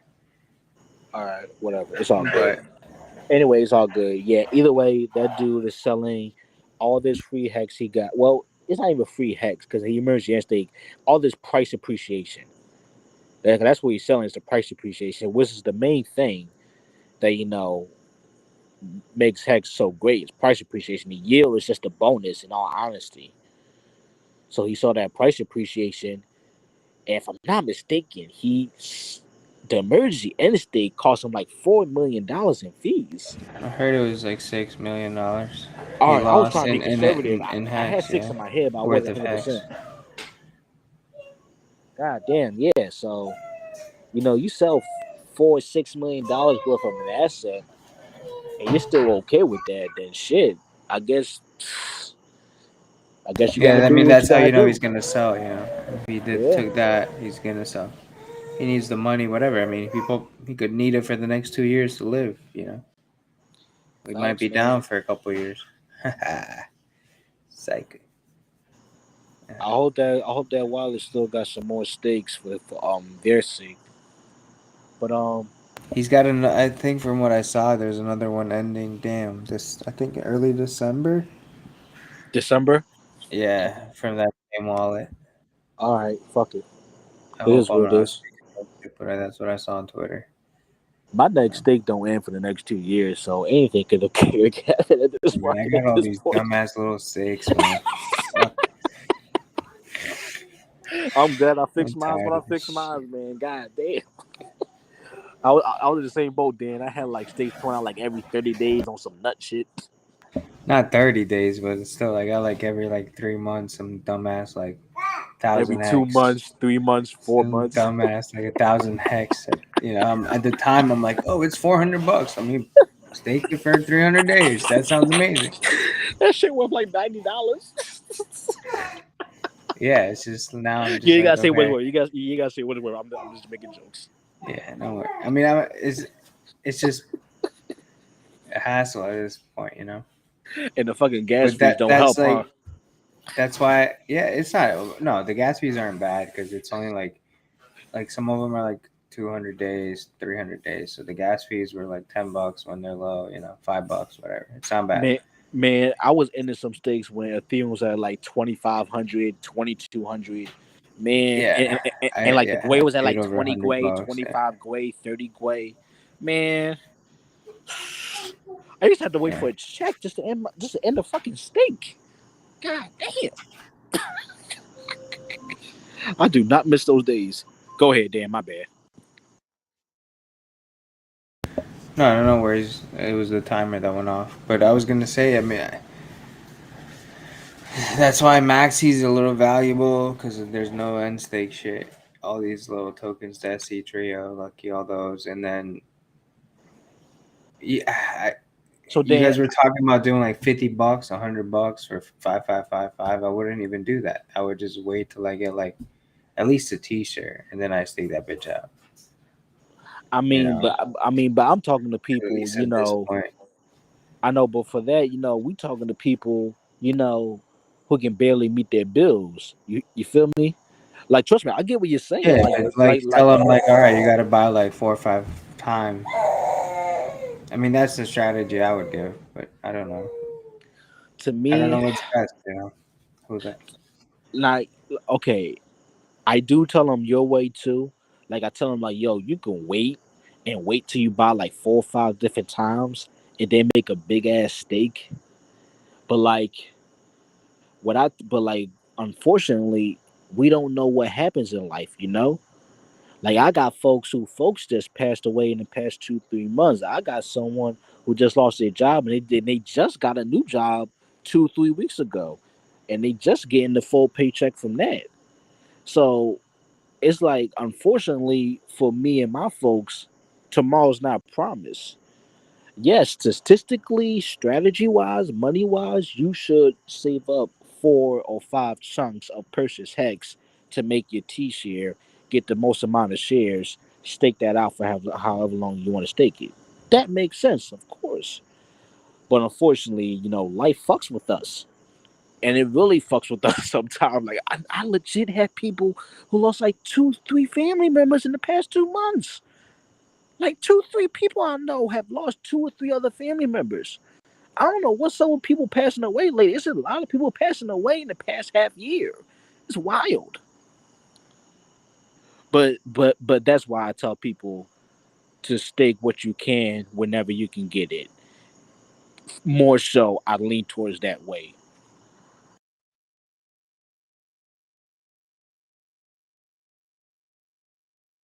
Yeah, I feel you on that, but still, I don't know. You want to maximize. I don't know.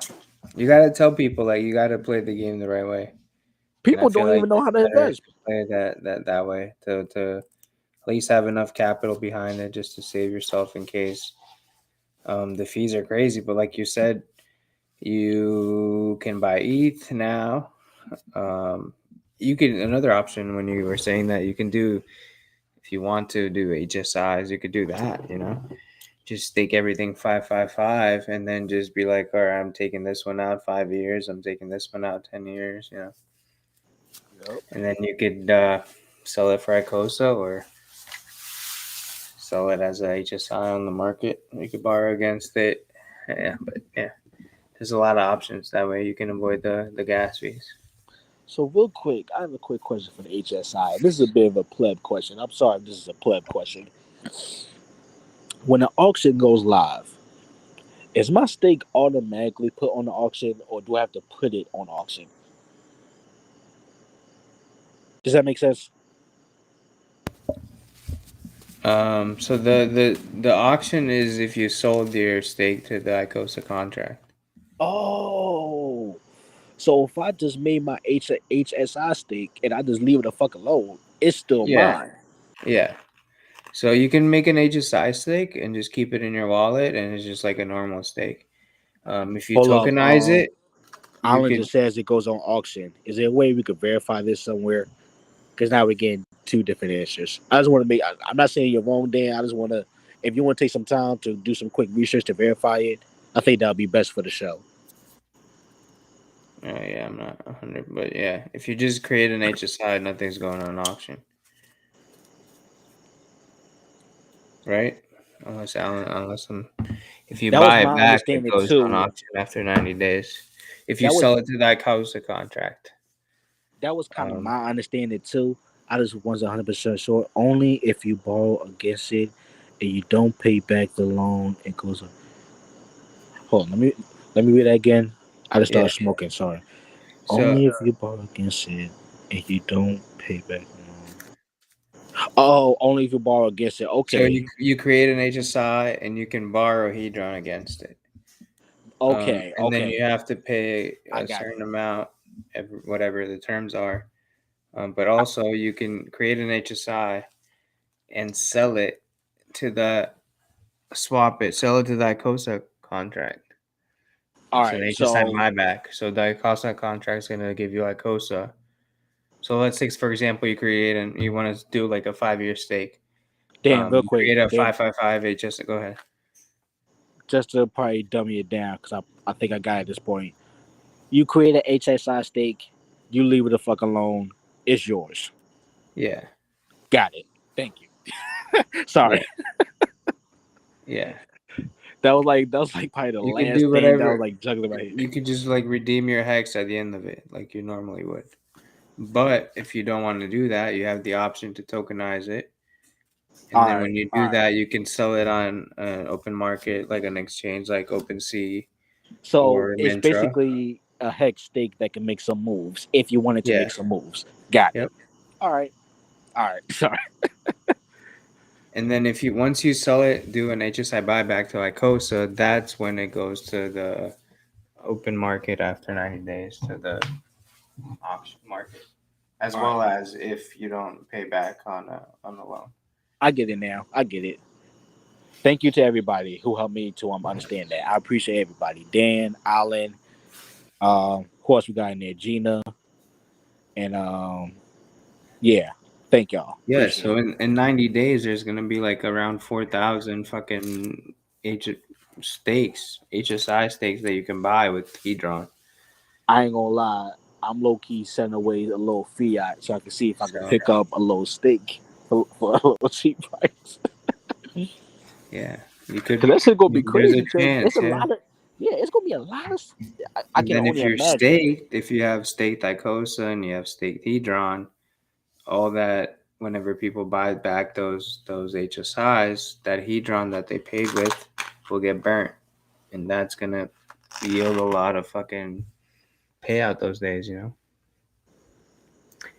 I believe they'll do it those days unless they strip it out and it goes through like no, that was something else. Never mind. Yeah, it'll just be those days. If you're staked during those days, you should get a lot of ICOSA and a lot of HEDRON. Okay. Okay. Allegedly. I'm following. But who knows? You could also who knows what the best play is? You just want to have a little bit of everything. That's what I think. Right. Be I'm just making staked. You want sure. to have a little bit of liquid in case you want to buy some. Right. I'm just making sure I understand the mechanism of the shit fully. Cause I'm still trying to break it down for my own boys, and I'm still like, I kind of don't understand the other part. But all right, I got it.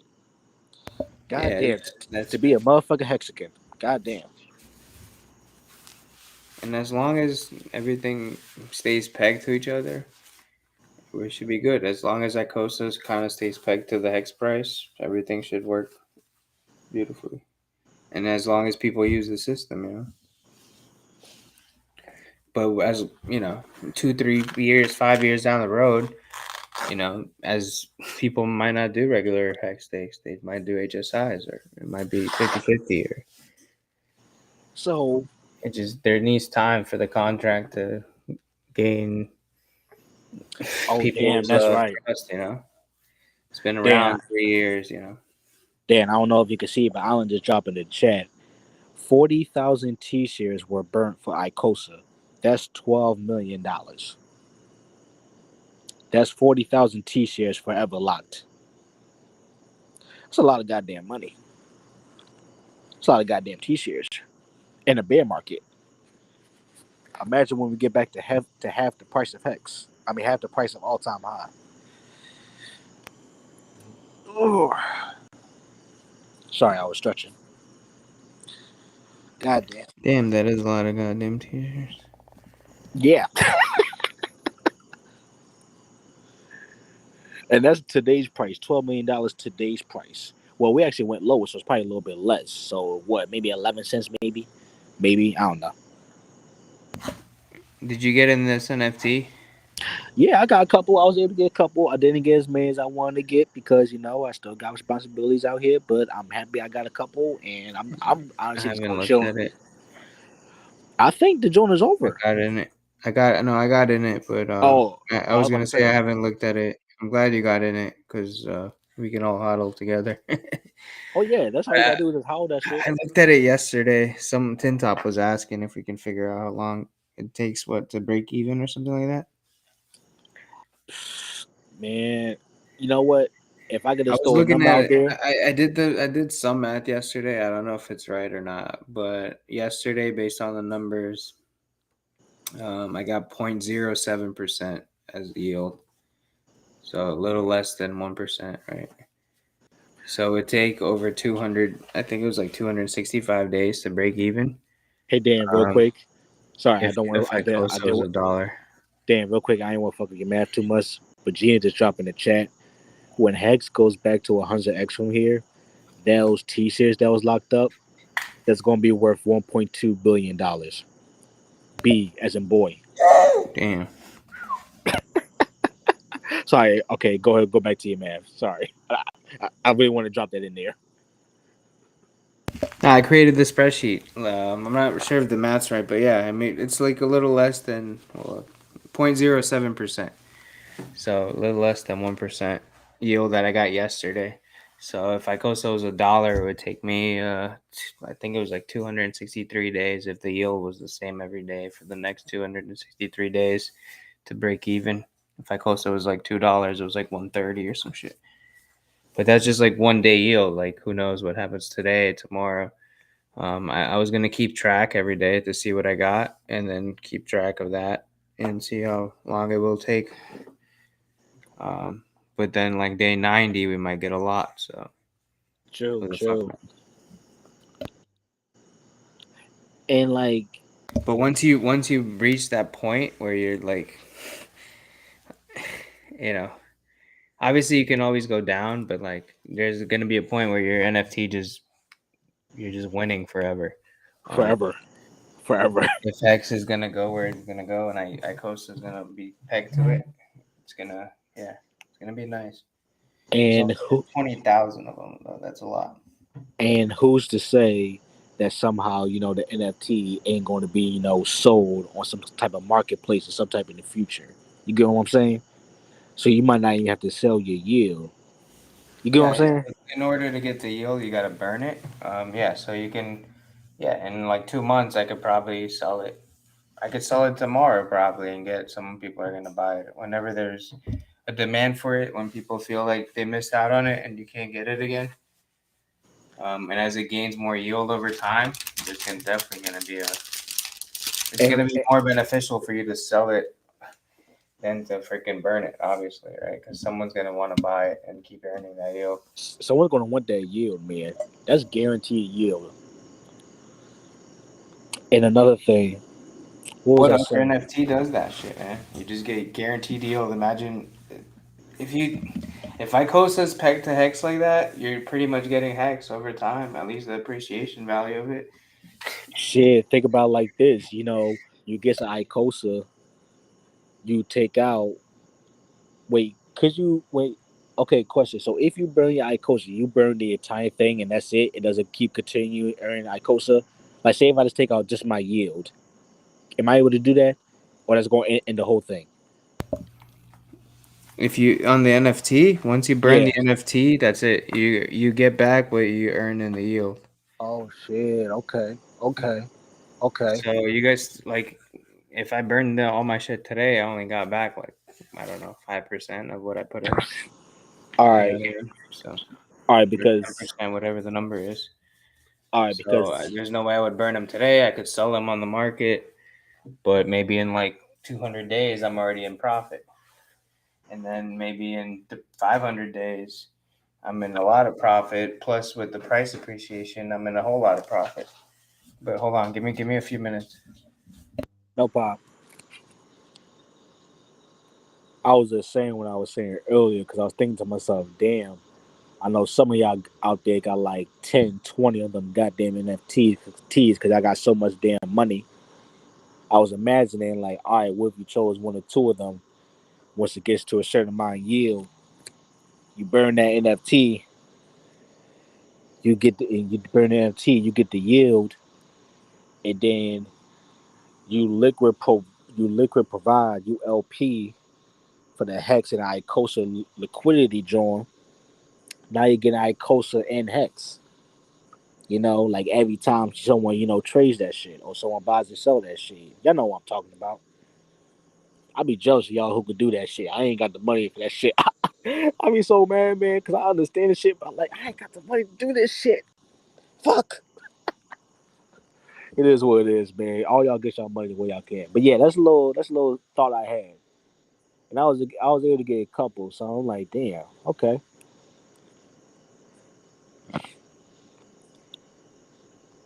I keep forgetting about Maxi, Allen. I'm sorry. I know everybody else be so hype off Maxi, but like,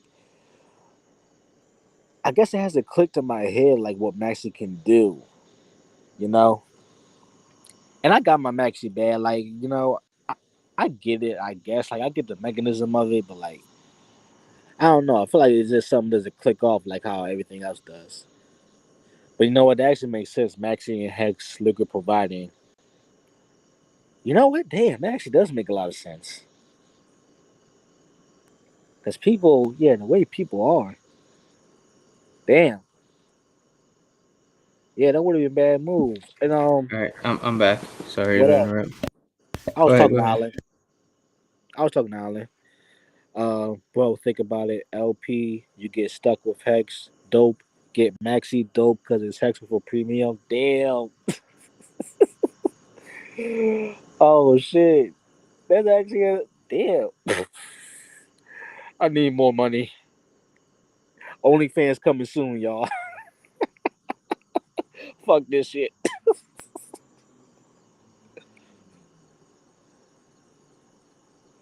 Dazzy is a legit nice ass move though. I gotta look more into that.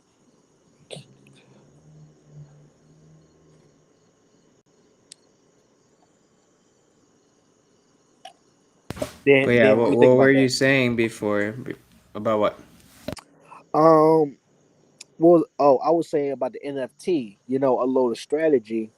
I was telling to the chat or whatever. I know it's some of them out there who got like 5, 10, 20, or 30 of them NFTs, something stupid like that. You wait till a couple of those NFTs, get to a certain amount of yield. You burn it, and then you just look to provide for Hex. I mean, ICOSA and Hex. You know, every time there's a trade, you get ICOSA and Hex. But Island dropped some Dejan shit on me and said, "Why don't you look to provide for Hex and Maxi?" And if you probably can't see the chat, but I'm gonna read the chat. He said, "Bro, think about it. LP, you get stuck with Hex, dope. Get Maxi, dope, because it's Hex with a premium." And I was Yeah, saying, you could do all those pairs: Maxi, Desi, Maxi, Lucky. Yeah. that's the thing. Like LP Keep was going, keep constant. going. Like LP was something I kind of got recently in my head. For a long time, I did not understand that shit. I probably just understood it in the past 2 months, but now I'm understanding it. It's like, God damn, you can just make money every day. Like you can really, just make legit passive income. But I feel like you gotta have like at least $1,500 to even really do this shit. Watch Sam Stoll, GRC. They talk about LP a lot. No, honestly, it was Sam and GRC. I started watching their shit more often, and Sam loves liquid providers. So he keeps talking about that shit, and from him, I was starting to understand it more. So shout out to you, Sam. Thanks to you, I was able to understand liquid providing. Same, but I But haven't looked into it, man. I really want to look into it though, because it's definitely like something you could do to earn passive income, like you said. And if you're listen, gonna put up two assets that you like Maxi and Hex, Hex and DECI, Max, you can even do PLS, PLSX, like whatever. exactly. And Sam goes over that a lot on the show. So if you can maybe catch an old show, if you can catch him on the live, or if he's anywhere in the Twitter space, definitely ask him about it because he's a beast on that. Even though he just got into crypto, he's all on that type shit, so he can break that down for you, no problem. But yeah, liquid providing is one of those things I wish I can do. I just don't have the capital to do it. If someone would like to donate the capital for me to do it, please hit me up on the DM. What do you need? He said you need 1,500 on each side Yeah, to pretty much make enough, or just to start? That's the minimum, or just to start, like just for it to make sense. Because if you do okay. anything lower, you won't even really get the tokens because you don't have enough of the pool. Does that make sense? It's something like that.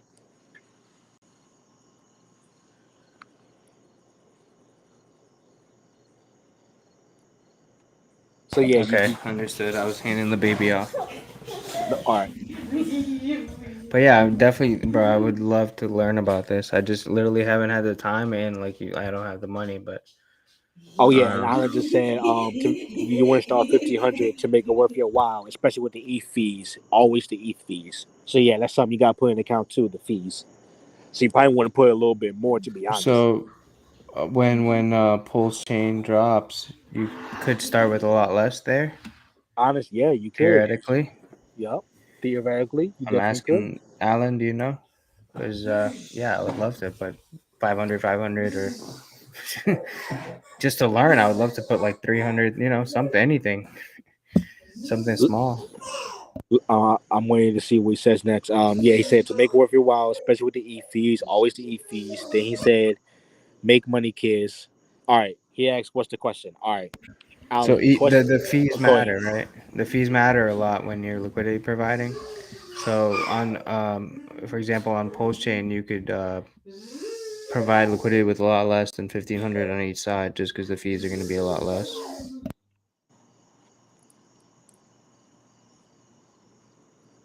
I'm waiting for a response now. I'm on there too, actually. I'm on my phone. Oh, okay, making sure. All right, making sure. Correct. Okay. Thank you.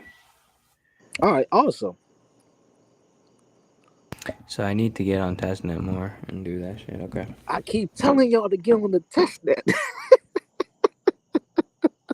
I even copied Richard Hart's link for the whole testnet V2B whatever and tweeted that shit for y'all. I'm just joking, but nah, please, yeah, get on testnet and I'm trying that out, man. Yeah, I'm missing out, but Because to be honest, I've been playing around with that a lot on the testnet, like ever since it dropped, and it's I know awesome. you are. Yeah. It's awesome. It's freaking awesome. Hold up. It's fucking awesome. I mean, you should be all set to go once everything drops. You should know how Man, to when I tell do you, everything. It's just deciding, I guess, what pair to pick and where to provide the liquidity. when I tell you, I'm just gonna be sitting back watching this shit jump off, man. That's the thing. Do you want to? Because K4K was saying you can provide liquidity early on, and that's when you earn the biggest fees. Because nobody is in those pairs,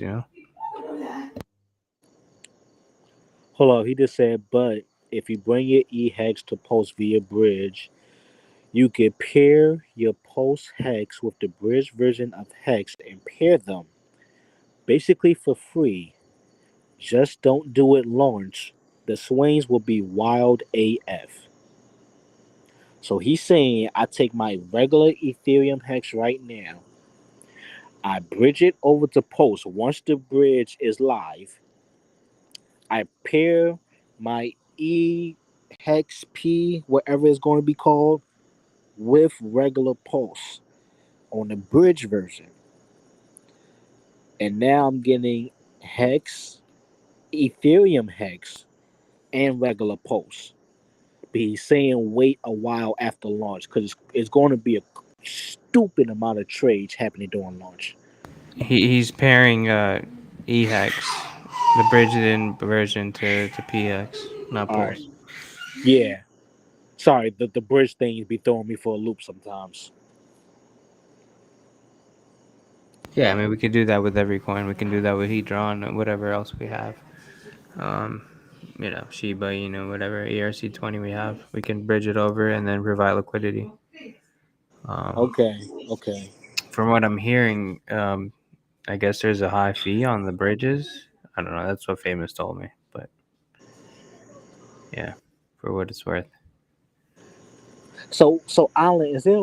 But for my when I was trying on the test net, maybe I wasn't paying attention, but I couldn't see a way to LP like the Rigby Ethereum testnet with the post chain testnet coins, or Like the wrapped Ethereum to the Pulse chain. Yeah, yeah. I don't know. Now I But I probably should mean, have. once everything kicks off, you can wrap any asset and provide liquidity on it. Exactly. I'm just trying to find a way to do it on testnet so I could know how to click the shit. But I don't think I because can it's ask not a Famous live. if you want. Yeah, I'm please sure he do. knows. Okay. Yeah, because maybe because it's not live, you can't technically do it. That's my assumption. But I've been trying on the test net and I didn't get no success from it.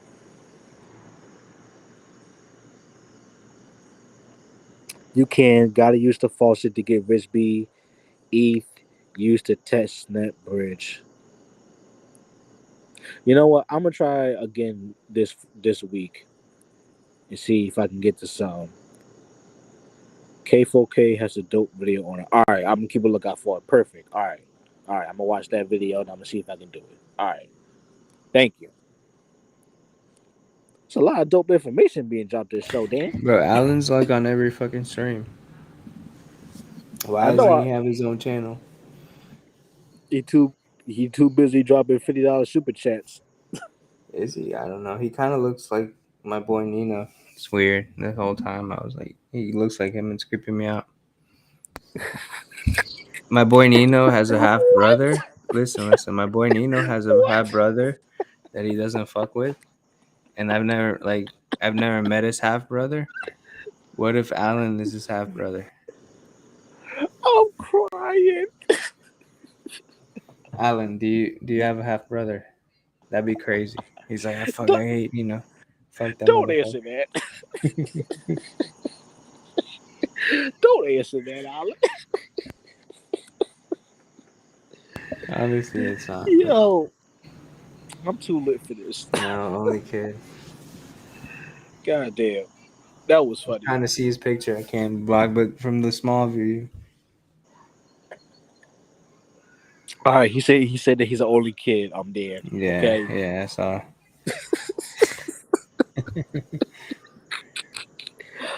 Yo, Yo, that Tap, I'll was, send you a picture of my boy Nino. Tell me, screenshot Alan right now on the small photo, and then I'll send you a picture of my boy Nino when he's faded, late night, sleeping, drooling.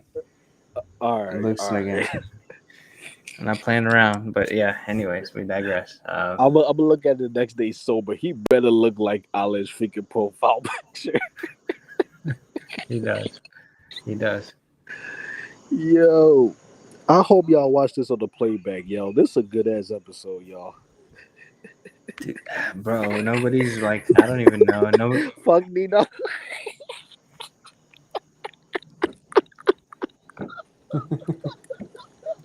Yo.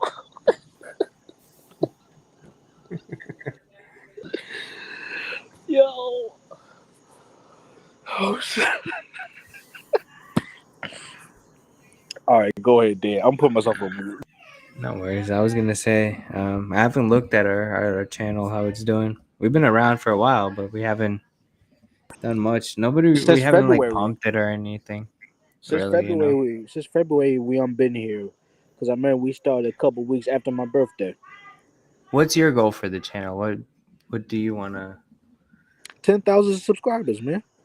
subscribers? That's your goal? Because I Yeah, wasn't trying to get subscribers, man. we I was gonna get. supposed to be pumping the channel like that the whole time. Are we supposed to be trying to get? I was just trying to like have a good time, keep it low, maybe. It's No, like I'm no, not thinking of monetizing. Do we want to monetize? Like, no. It ain't about the monetization or whatever. It's about getting people linked in to have a good time. I want people okay, linked in to have a good time. I want people on notifications to be like, yo, is these fools on? We're about to have a good time. We get the views, we get the pump engagement. That's all good love. We got the guest hosts. We had Marco, we had Wells, we had Johnny, we had Crypto Heartbeat, we had Rags to Riches, we had them show off on the Texan token.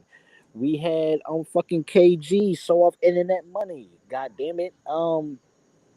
We had some real people yeah, on this shit.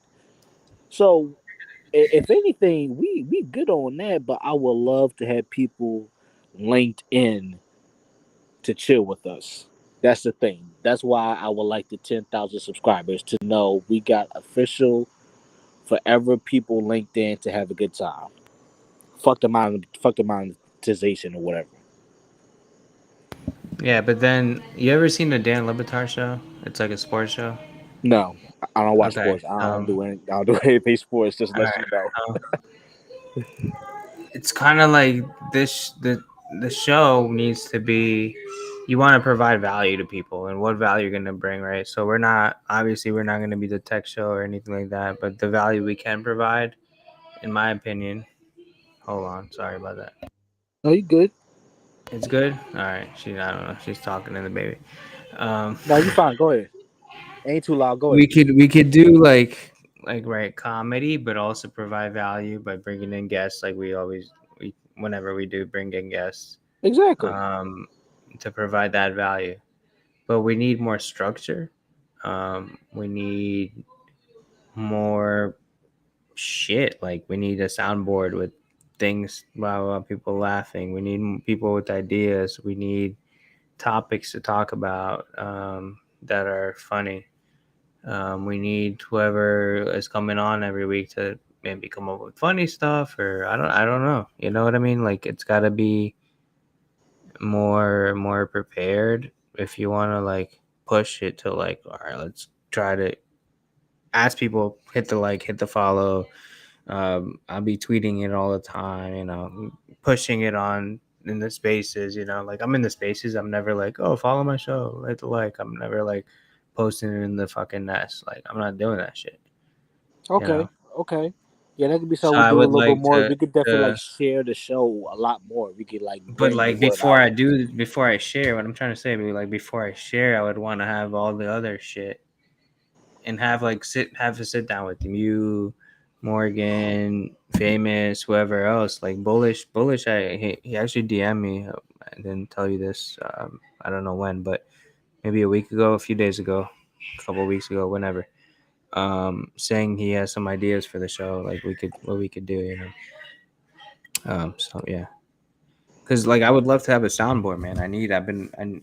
Initially I needed the sound. That's how I wanted the show to start with the soundboard where I could just press shit like Real quick, Jamaican air horns and all that crap. Alan suggests that we get Bullish into this meeting. He said he'll definitely help, and I agree with him. Bullish has definitely been helping the Hexicans, get their YouTube shit to a certain level of standards. If you get what I'm saying. Oh yeah, definitely for sure. Yeah. So whenever you want to have this meeting, let us know, and I think we should definitely get Bullish on it whenever he's available. I think that would be a great asset. And what about another thing is starting the show earlier, because famous is in Portugal, and it's like 1 a.m. when we started the show. That's And right. he- We did start the show. He was in a whole different part of the world where it was a different time zone.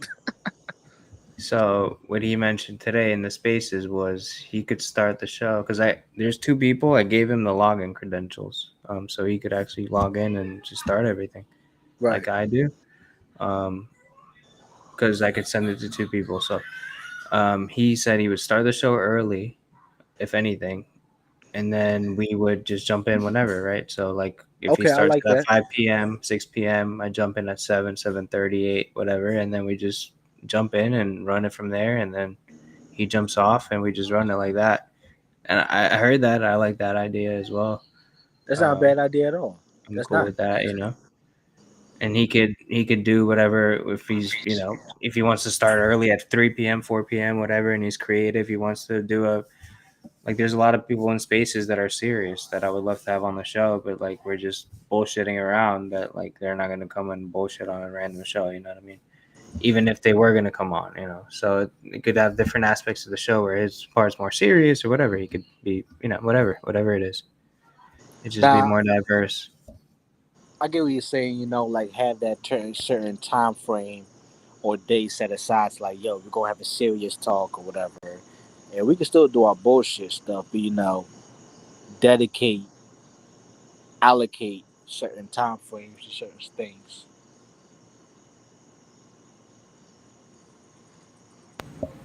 Yeah, the more we make this show like, you know, Bit Boy had the around the horn or around the blockchain or whatever.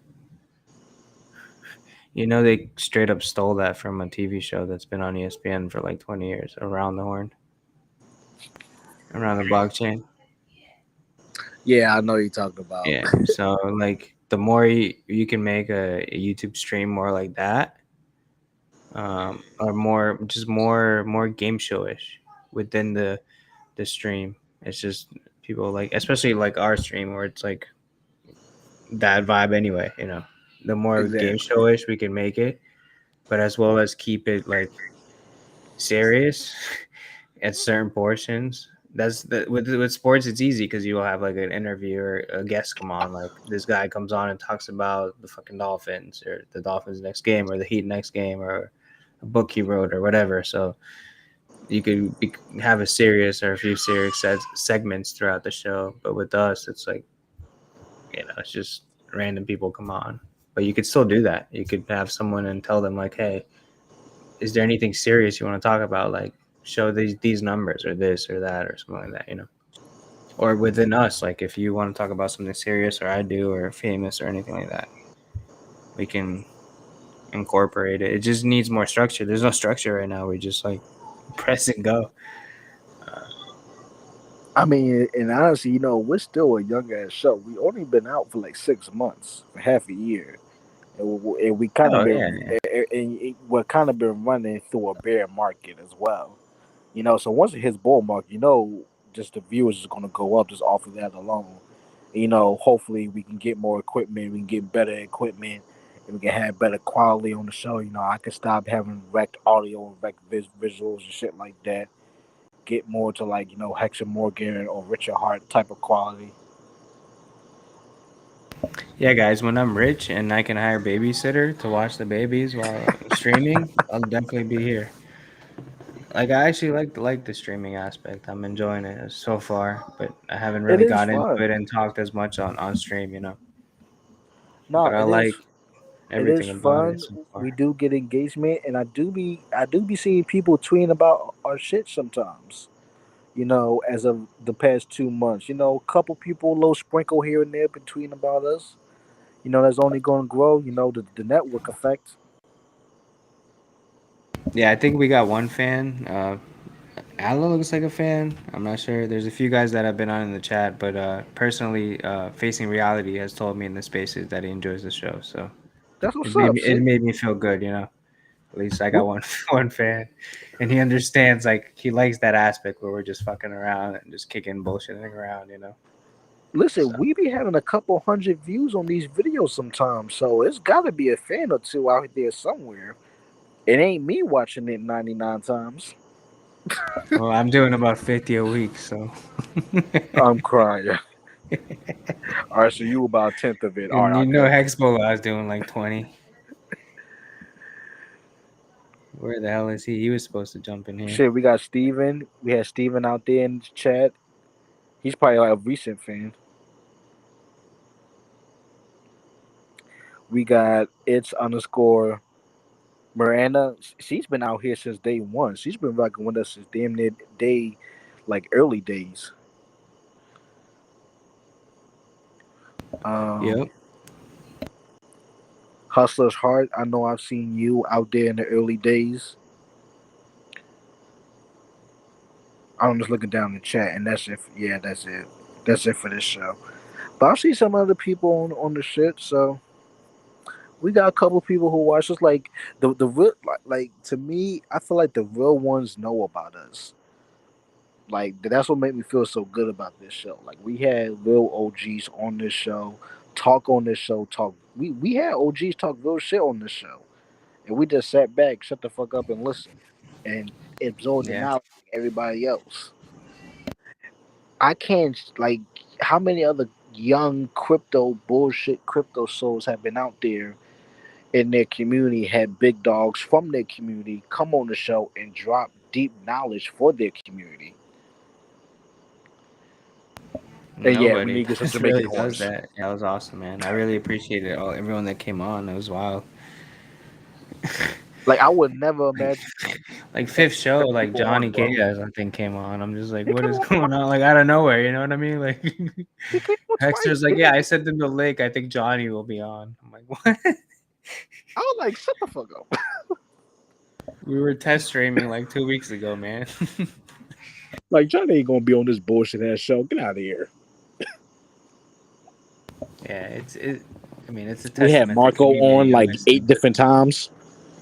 Yeah, shout out to Marco, man. You saw I didn't even get the screenshots of it actually. He made a bunch of stuff for the golf tournament and all that. So that's awesome. Oh yeah, he's going DJ mode on his little workshop. He's going DJ mode. He's making wallets and shit. So all it's awesome. Shit, I'm gonna get myself a wallet. I'm gonna get a phone case or something from him. Definitely want to support. Shit. Them joints be looking nice. No, they definitely are, but shout out to Wells Only. Fucking Wells Only, bro. We had Wells Only. Yo, on like do 5 you know what times. happened with me and Wales, man?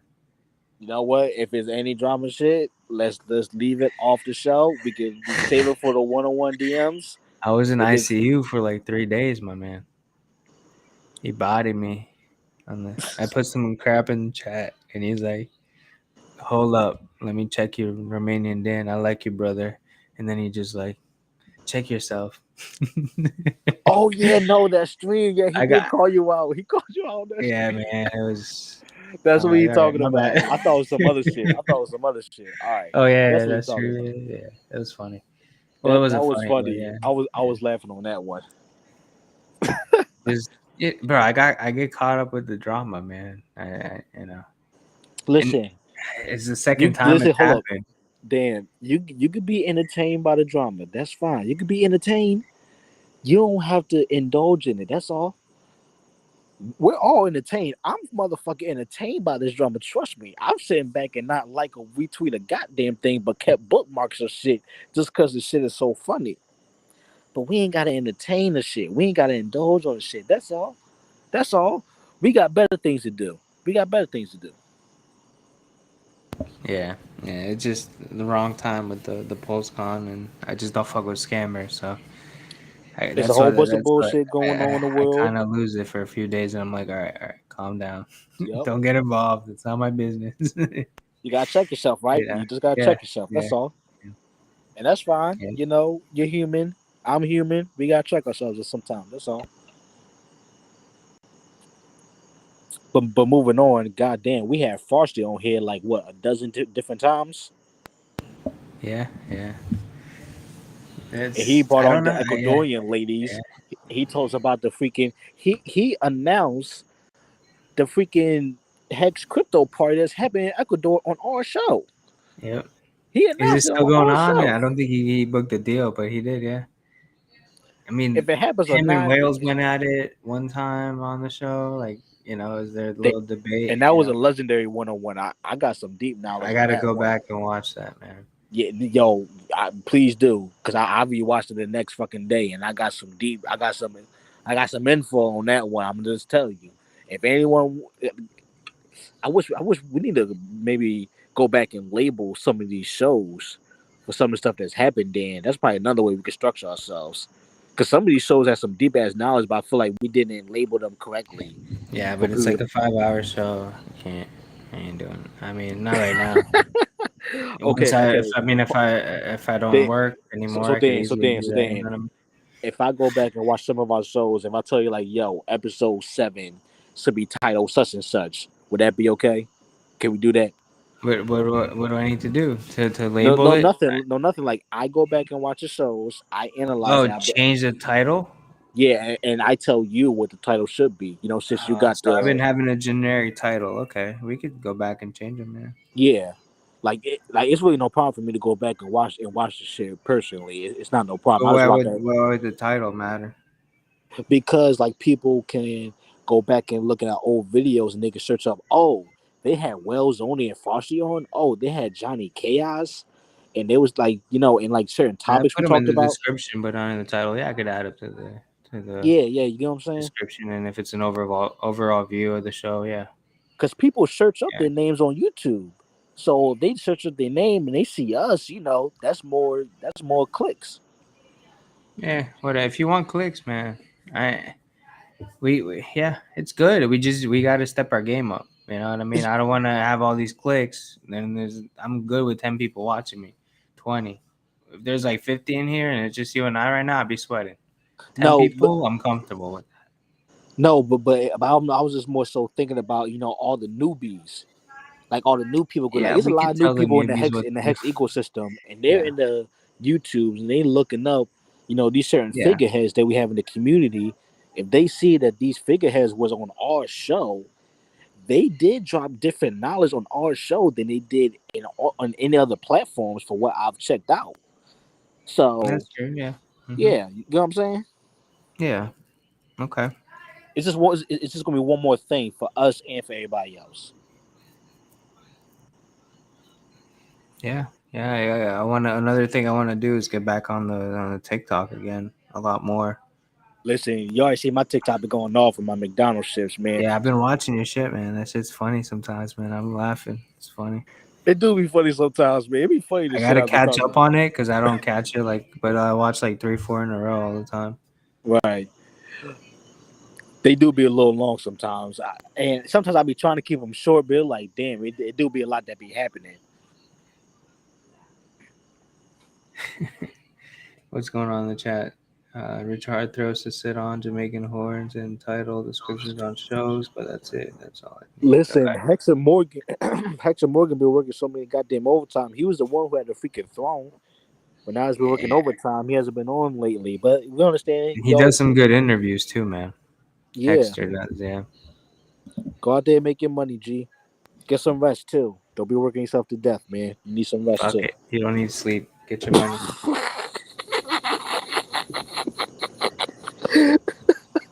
He knows. We need you hours off the top. We need you alive to end your 15-year streak, okay? Can you just be healthy enough to end your 15-year streak? I don't feel like good at counting nobody's stakes. I don't know him like that.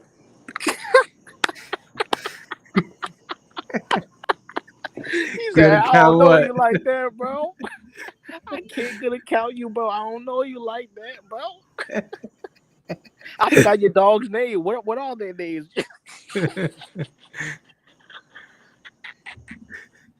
I'm crying. Yo, that's really gonna be a real thing in the future. It's gonna be like, yo, bro, I'm down bad. Can you good account me? They gonna be like, man, you see what the habit was? Oh man. Yo. I'm dying because now I'm thinking about how that's really gonna be though. Nah, people are not gonna play with their money like that. People are gonna forget their shit though. It's gonna be funny in the future. When people got millions, they're gonna forget, oh, I got this one stake in this one wallet.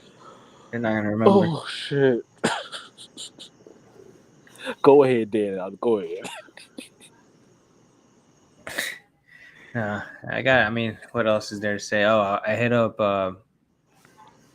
what's his name? Hexbola today. And I was thinking him and I think Bullish has a t-shirt website, right? And all the merchandise website, or he was gonna start one. Oh, he's gonna start his own merchandise website. I think so. I'm pretty sure if he did, I think he might have already started it. What was like supposed to be his shit? Like, is this gonna be like, you know, t-shirts, hoodies, or Everything, okay? all types of coins and everything. Yeah. Oh, like all the joints, like not just Hex. Yeah. Okay, all right, cool. I think he already started it, but yeah, I was gonna hit Bullish up. And Hexbola and I, we're gonna design some t-shirts for him. If you could tell us what we need to do, that'd be cool. Because I'm always like, got these fucking t-shirt ideas, and I'm not gonna go do everything. Right. I looked at it, and you gotta know like what t-shirt to pick, where to put it on. Shit that goes into it's it. Like, and then you should want to test it before you create a store and you start shipping it out to people. You know, like you want to put the sticker in the right spot, you want to have the right shirt, you know, and all that. And Bullish knows all that shit. So I'm just like, I'll create some shirt designs. I don't even care about the money. I just want to. Oh yeah, wasn't that exercise my? Wasn't that one of his first hustles he said a little while ago, like selling t-shirts? Yeah, man. Yeah. Yeah, that was one of his first hustles. Yeah, he already know about that shit. Yeah, I think he was still doing it the whole time. I think he still has a bunch of stores and stuff. He said he made a killing with Hillary and Trump, I believe, when that was going on. Oh yeah, with printing t-shirts. Yeah. So. I bet he did.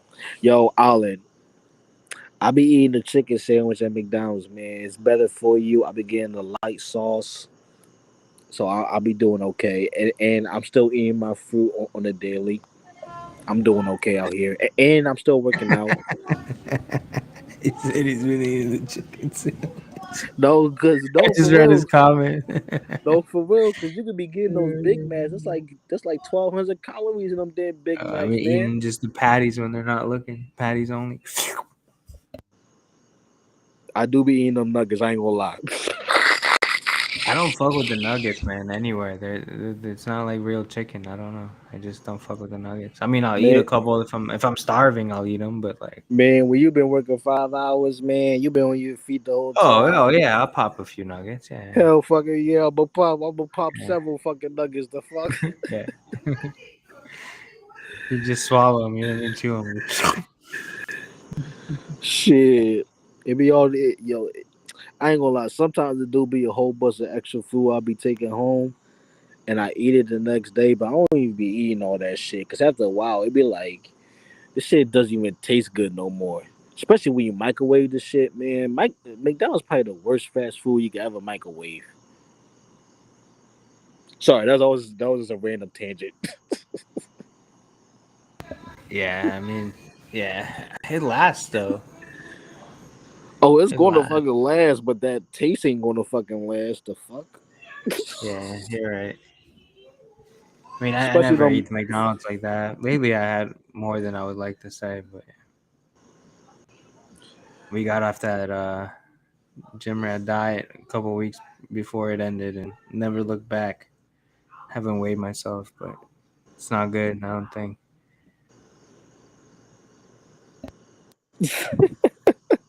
Yo, look at what Alan just said. Fuck you, Alan. It's busy schedule.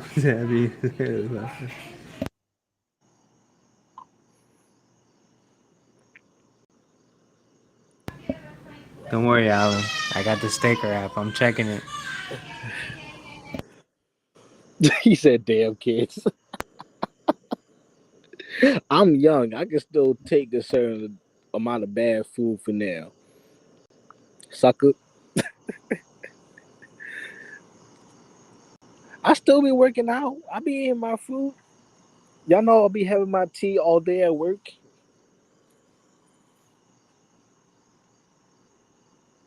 Yeah, I haven't worked out in a while either. been a Hey, couple of weeks. I did some yoga a couple days ago. Started doing my push-ups again, man. Yoga's tough, man. I Yo, did yoga a few times in my life. It's tough. Leave it at that. yoga like does something else for you. Like it just clears out your mind. It clears out all the bullshit tense you got throughout your body, and it makes you just feel better about the day. Makes us feel better. Makes you just feel better about yourself.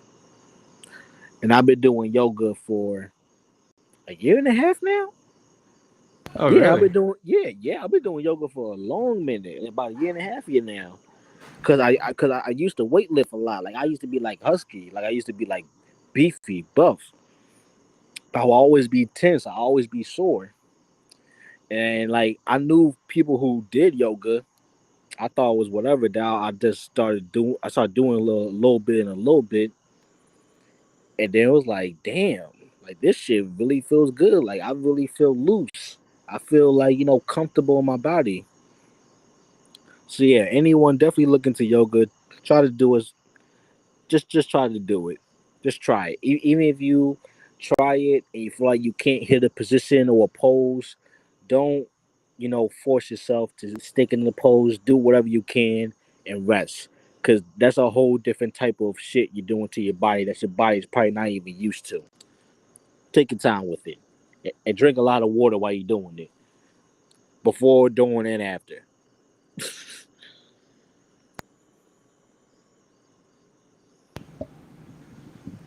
Yeah, always stay hydrated. That's important. I was looking through the tickers and I found this lovely one.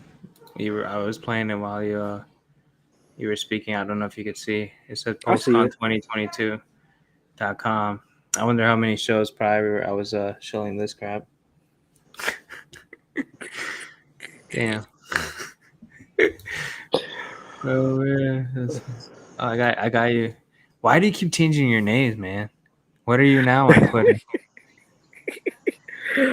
Okay, so Something 55 fugitive 5555. What is it? What are Patchy you? Beard, Patchy Patchy Beard. beard. Jesus Christ. No, because Marco made a fucking joke about someone posted up some random animation tweet. It was supposed to be Marco, but the beard looked like it wasn't connecting all the way. So Marco made a joke saying, "Nah, this looks more like Tab. My beard connects." So I was actually wearing my McDonald's shirts when this was all happening too. I was in the freezer when this was all happening. I think of reply back like basically "fuck you," yada yada, LOL, whatever. So I was like, you know what? I might as well just play along with this. I just changed my name to Patchy Beard. I couldn't get Patchy Beard, so I changed it to Patchy Beard 5555. That's the story. Okay. The P is for patches and tap. Got it. No, because my beard legit does not connect. Like I have a patch Yeah, in my beard. the P and tap is for patches. Got it. All right, whatever. All right, you got jokes. Okay, you got jokes. All right, people got jokes. Just It's wait. late, man. Just wait till we get a 300X. I'm gonna afford to fill up this patch. You're gonna be in you know those people. You ever see those people at the tattoo shop? They're just tattooing their hair. You've never seen that? Mm-mm. It's gonna be No, I've you with seen a them. beard. I I've was seen just them. They ain't gonna be imagining that. me. They ain't gonna be me. It's gonna be natural. I ain't doing that Yeah, bullshit. yeah. I know someone that did that. It's funny. They be cracking me up, man. Don't even get me started. Yeah, I was on TikTok the other day, and it was on live on TikTok live. Someone was doing that to some bald dude. Mm. Yo, this man fashion out here is crazy. Dudes are Yeah, getting weaves, extension. They getting sew-ins for dreads and shit. Like dudes was bald coming out with like Jamaican locks and type of shit. Like, what is happening? bro. My aunt was here last year. She was telling me the dudes in Romania, like the younger kids in high school and shit, are starting to shave their legs. I'm like, what is going on? What is going You guys on, all bro? right? Are y'all on the swim team? What is happening? Someone needs to get slapped. Like, what's going on? They need that aerodynamics in the water. That's what they need. What's up, so?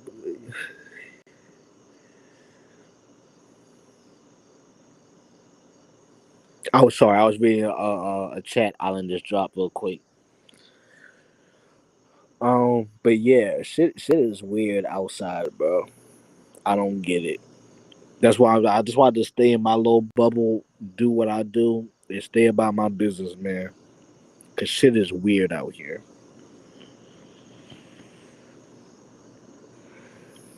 Yeah, I don't talk to people like that. So, but I don't be talking to nobody. I think where I'm at is pretty safe. At least I like to think that. So people walk around. It's pretty laid back. So Shit, it's laid back over here. We I got really police on the don't go bikes. anywhere. We got police on the bikes in my neighborhood. It's good over here. Oh, you're chilling. You're chilling. Bro, I'll be seeing them on the bikes. I'm like, oh, I'm in a safe place.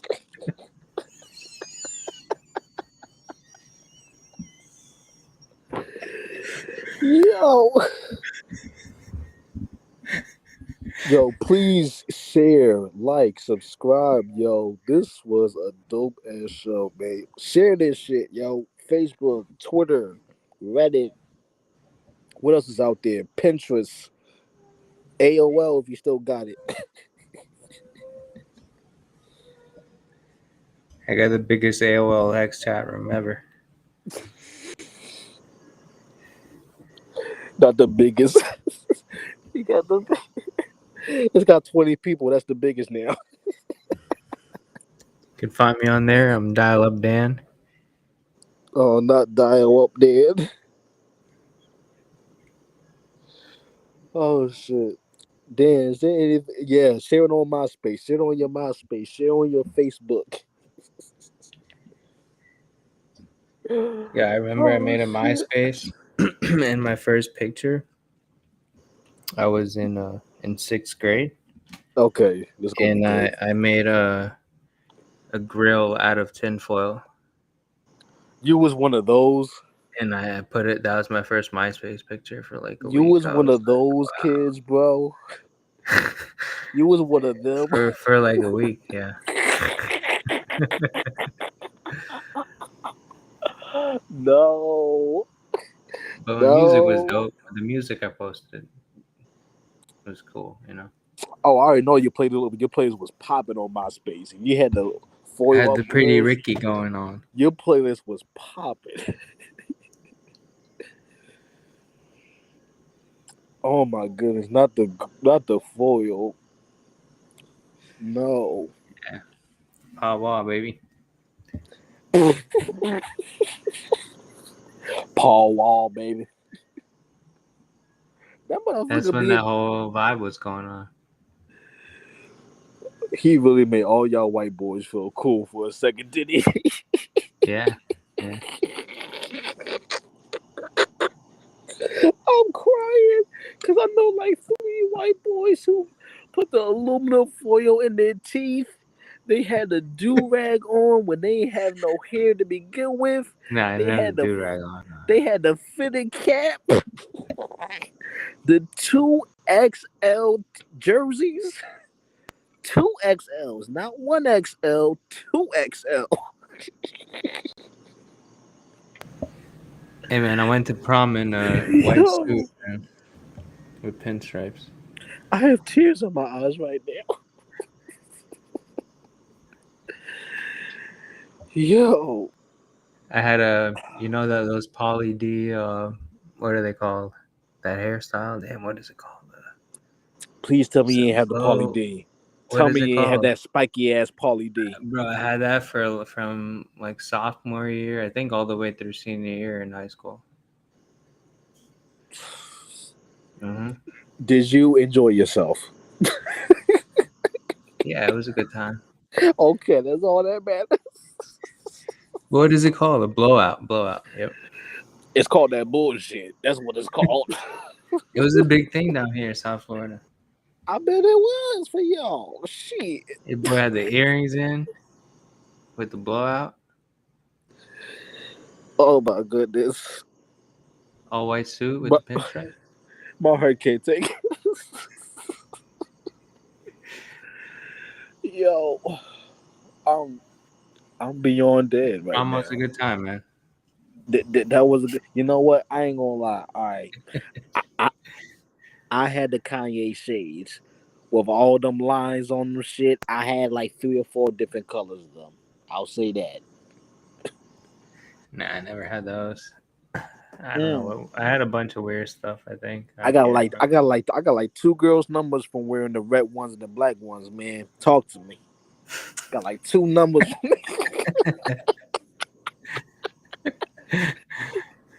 I got 2. I think I got 2 numbers from that shit. Oh man. Trying to think of something else stupid I wore back in the day, man. Oh, the freaking shoes with no laces. You ever did Oh, that? and yeah, man. In middle school, that was bad. In middle Yeah, school, that was man. middle school vibes. Jesus Christ, bro. I mean, I had the laces in there, but they were just not tied. My I shit was had, out. I had no laces. I took them off after I left the door of my house so my mom didn't see. And I put them back on before I got back in the house. Yo. these two were cool at school though, but no, I Oh, don't think shit. people were doing that down here. Maybe they were, but at least I had them. I didn't have them tied. I remember that. I remember the bus driver like yelled at me one time, like, "What are you guys doing? Like, tie your shoes." Not the bus driver yelling at you. Not the Oh bus man, driver telling you to tie your shoe. That's hilarious. Alan, yeah, I ain't had no I forgot N1 about gear. that. Wow. Hold up. Listen, Alan, by the time we was in school, N1 was over and done with. I'm sorry to say this. I know that was probably your shit whenever you was outside. But by the time we was in school, when we was outside, N1 was over and done with. I know what they are. I respect what they are. I got much love for them. But it was over and done with when we was out here. Can you testify to that, Dan, or am I alone? Nah, there was no N1 gear. You knew of them though, right? Yeah, of course. Yeah. Yeah. Like we knew of them, but nobody was wearing that shit. I think everyone was wearing those classic. What was it, Air Force Ones There or was the Air Force Ones. the Riding around Reeboks? one of my Was it Air Force Reeboks? Ones. It Those are was the Air Air Forces, Force the Reeboks, Ones. the This classic Reeboks. Everyone was wearing that stuff, man. Shaq made the Reeboks cool for maybe like 2-3 years. And Allen Iverson. Let me give respect to the answer. Philly, born and bred. Well, I'm born and bred, but not Allen. He's from somewhere else. But he played for the Philadelphia 76ers. Yeah, the Reeboks deal. That was cool for like 2-3 years, but it was mostly the Air Force Ones, and then the Air Jordans. Like once we hit high school, that's the shit that became popular. Definitely the Air Jordans. Yeah, I feel like the Jordans were always popular. Yeah. But once like they got to the basketball joints, like the high top Air Jordans, and it had like the athletic look, like the LeBrons and the Kobe's and all them shit. Like $300 for a pair of shoes. That's when it got crazy. So for me, listen to this. I came in Romania. I came here when I was 10, right? So it was middle of fourth grade. I came here. All right. And everyone during that time in the U.S., it was 2000. Everyone's wearing baggy clothes, like to the max. Everyone's boxers are out. Yep. And like in Romania, it was like a Euro vibe. Like everyone's wearing short shorts, like it is here now. Like that short shorts, It's like a freaking 180 now, isn't it? yeah. And like I came from there to here, and I'm like, what is going on? And it took me like a year to a year and a half later. I'm wearing all the baggy stuff too, and now like everyone's wearing tight stuff. It's like weird. But yeah. Listen, no, I ain't gonna lie. I was driving to work this morning. I saw some dude wearing some short shorts. Goddamn, could see one of his testicles hanging out the left hand side, or some nut or some weird shit. Like, oh my goodness, it wasn't even that hot today. But I know what you're talking about. Did say, yeah. I don't know. I don't know what the hell going on, man. I like shorts, like a decent Now length. now it's like tight and extreme and like what's going on? Like, Like god tying damn, man. everything up. You're showing the package, sir. Put away the package, please. There are children here. Yeah. Float it in the appropriate Did I place, show these Gina. last week? Did I show this last week? Heck Oh, no. shout out to Hexologist, man. We I got don't know love for who you. made this, but That's funny. Richard looks like he's just I don't know. Why he remind me of one of the kids from the Rascals right there? You He know looks like what he's I'm gonna talking sell you a about. movie, a sports ticket, like a He scalper. look like he about to sell me some cheap ass, expensive ass cologne. Like cheap smelling, but cost like $200. But it's cheap smelling as fuck. And then this, it says if Solana was a dab pen. Okay, that's funny. Yeah, that's funny. I like that. It's like a light switch. That's all I pulled. I only pulled one screenshot this week. There was nothing else I could find. But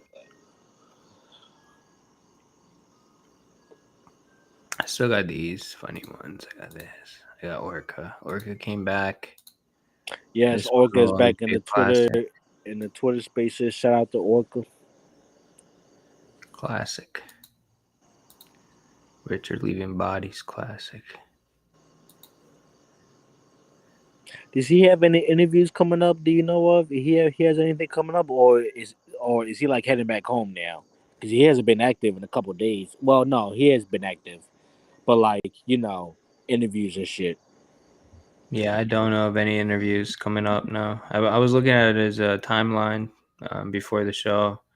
Looks like he's just posting charts lately. Really, as far as media wise, I clicked the media tab. But All no, right, I don't know. All right, then He's I doing think interviews. he's probably headed back home at this point. Then, I because he think so. said, Yeah. 'cause I know he said he wanted to head back home like ASAP.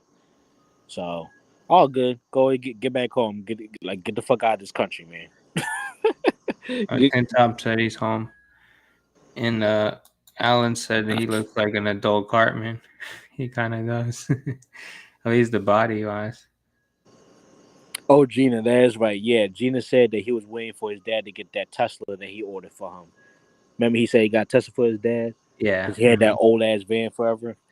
Yeah, man, I was surprised when he told that story. I thought he was mentioning like a previous time when his dad had an old ass van. Dude's a freaking I mean, he's a billionaire out the fucking wazoo. He's His a dad got a millionaire, no 2000 something, and his dad, yeah. Maybe they don't have a good relationship. Yeah, I don't know. Don't want to speculate, but yeah. Nah, but sometimes Definitely parents be like surprised. that. Then parents be like that. They don't want to replace their shit, especially if it's been working. Like they don't want to replace shit until it Yeah. gets broken down. Like Yeah. how parents are with cell phone. Like how long did it take your parents to get the first iPhone? You know what I'm saying? Yeah. It depends on the people. Yeah. Exactly. And from what he explains, his dad's kind of like old school, nails to the bone, grits and dirt type of dude.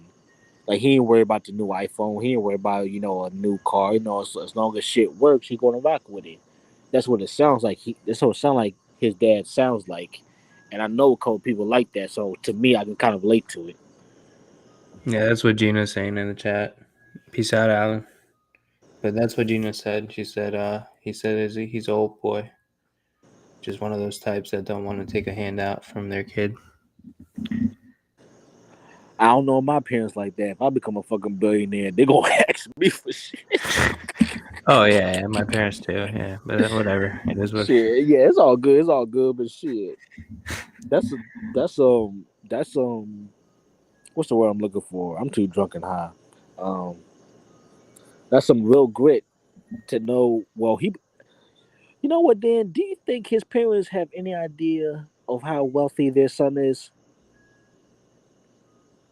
No, but also he can't extract all that value anyway. I mean, it'd be hard to, but he got a bunch of it with all the coins and everything. Yeah, I know, I don't but think they know. No, yeah, but I'm just thinking. Yeah, I was thinking like, damn, like, do they really know? I don't think they have a grasp. Like, do they really know what this dude is out here is doing? Like that's the type of shit I be thinking about sometimes. Like, I'm not, cause I mean, you know, go ahead. I was just gonna say all I have to look is that what he sacrificed for PulseChain or with the OA. Sorry, I don't want to say he, but with the OA, it was 13 billion. So he has part of that, and there's just one part of his bag. Very interesting times we're living in, Dan. Very interesting times. Did man. you ever watch that Hexus the Way had a stream about Richard's lost bitcoins? And he made a very good case that Richard probably had over 100,000 bitcoins when he sold recently, and that he made a good case that he sold recently when the top hit, when he called the top. What would be 100,000 Bitcoin at roughly $69,000? Can we do that math real quick? Yeah, it's a lot. That's about. I'm not even gonna try to do that number because I know it's gonna be. I'm just gonna wait for you, Dan. 6.9 billion.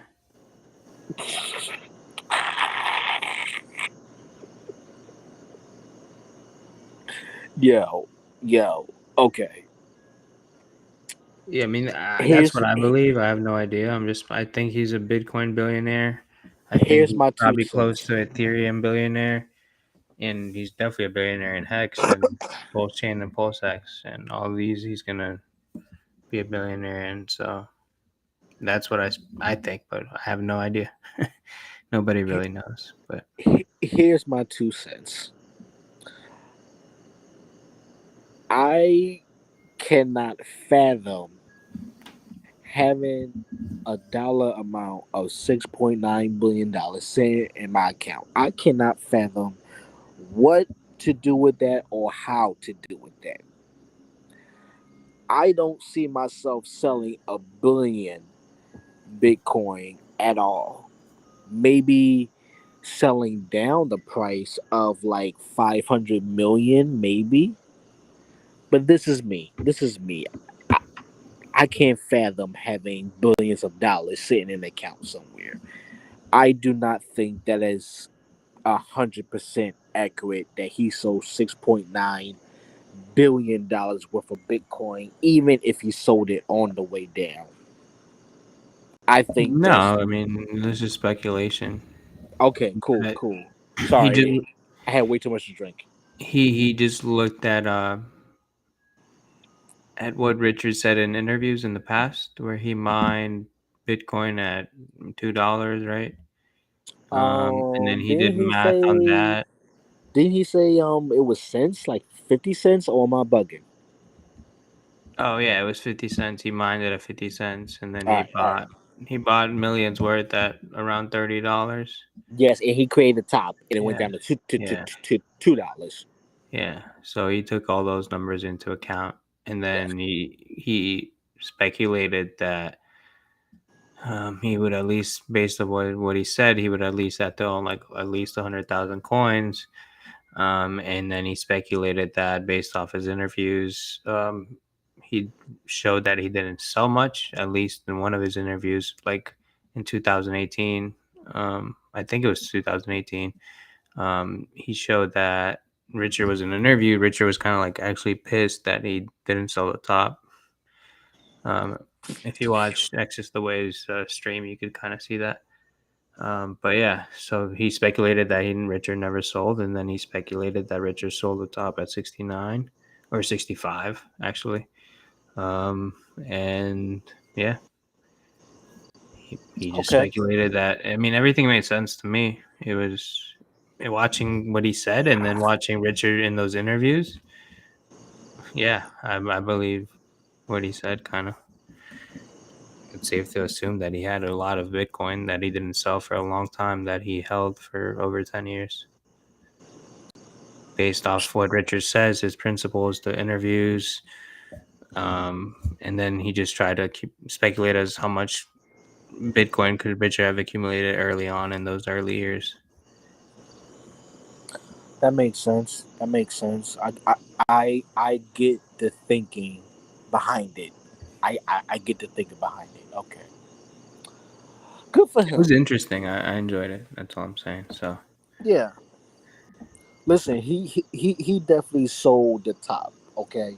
If you're gonna call it, you're damn well gonna extract some profit from it, especially if you've been in Bitcoin ever since it's been at fucking $30 and you was mining it as well. So good for him. yeah, Tin Top said that, which I heard as well, that he's been selling ETH to buy some of the cars. And apparently, the world's largest diamond, he probably sold some ETH to do that for. How much was that diamond? I think it was 4 million. I can't remember, something like that. 3.9, 4.2. You want to try to look it up real quick? Yeah. Please and thank you. Yeah, 1 second. Because I want to say it was like 6 million. But he definitely said that he bought it for crypto for a decent deal. So just to be safe, whatever amount you come up with, I feel like we should scrape off at least like 10%.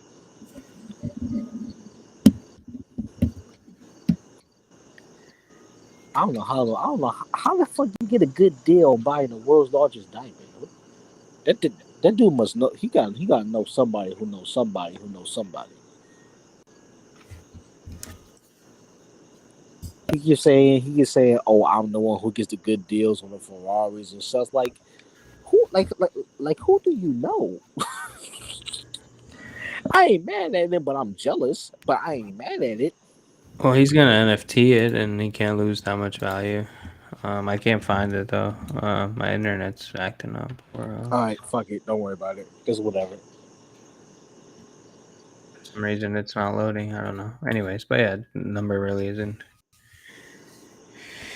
a big deal, but it was in the millions, of course. But he's gonna NFT it. That should be interesting. He said that without giving up too much information, like he wants to make a limited supply of wherever the NFT is. So it'll be very interesting. Still like the Watson one, man. No, there's nothing out there that is gonna generate you a yield. Oh yeah, I'm very happy that What's Richard's NFT gonna do? You know what? Who knows? Like who knows? It is Richard Hart. He's been saying for years, I don't even fuck with NFTs, but now he's all of a sudden making an NFT, and it is officially the world's largest diamond. I'm pretty sure he's going to have something official attached to the NFT, because he usually likes to say, like, once you attach a physical thing to the NFT, that's sometimes when he likes it. So I wouldn't be surprised if he does something like that. He's about to make that museum tower, whatever he wants to fucking call it. I wouldn't be surprised if you get the NFT. Now you get a VIP ticket to this museum, whatever. These just be high thoughts I be having about the crypto shit sometimes, guys. Tell me if I'm going too far fetched. Yeah, Like he plays 4D chess. He thinks 20 moves ahead. Oh yeah, of course. He's not just doing an NFT just to do a fucking NFT. He got several other shit behind it that we can't even fathom.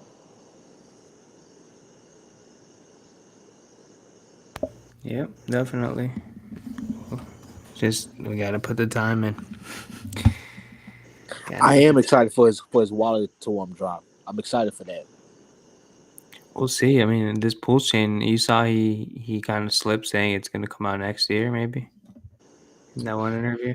Well, he didn't say next year. He would say the charts at some point next year. He said he'll probably like what it looks like. Yeah. So we don't know if that's early next year. We don't know if that's December next year. Who knows? Like I remember, I can't remember whose show I was watching, but someone showed like the first date that Richard expected Hex to launch, and it literally took to the end of that year for it to really launch. Yeah, it was like an extra year. Yeah. hmm Now we already been through it for 1 full year, right? Since the first sacrifice for Pulse, right? Over a year. It was a year Now, in July. do we know what's the date that the Pulse X sacrifice ended? I don't know, but it was sometime in January, I believe. Oh no, it was even later. It was like March or late. No, it was. I think it was in because it was a longer one. It was like 40 something days or something. Maybe I think it was people's in April, or not April. June. What was it? February, I believe. for Pulse X. Yeah, I know it started in I thought it was in summertime, like summer, late. springtime. No, it started in late December. Because I remember the I'm sorry, I'm about what to was look it, this up now because I want to make KSB sure that we're TV right. people were down here in Miami when it was here, and Hex was like 35 cents. It was like December, I think 28th.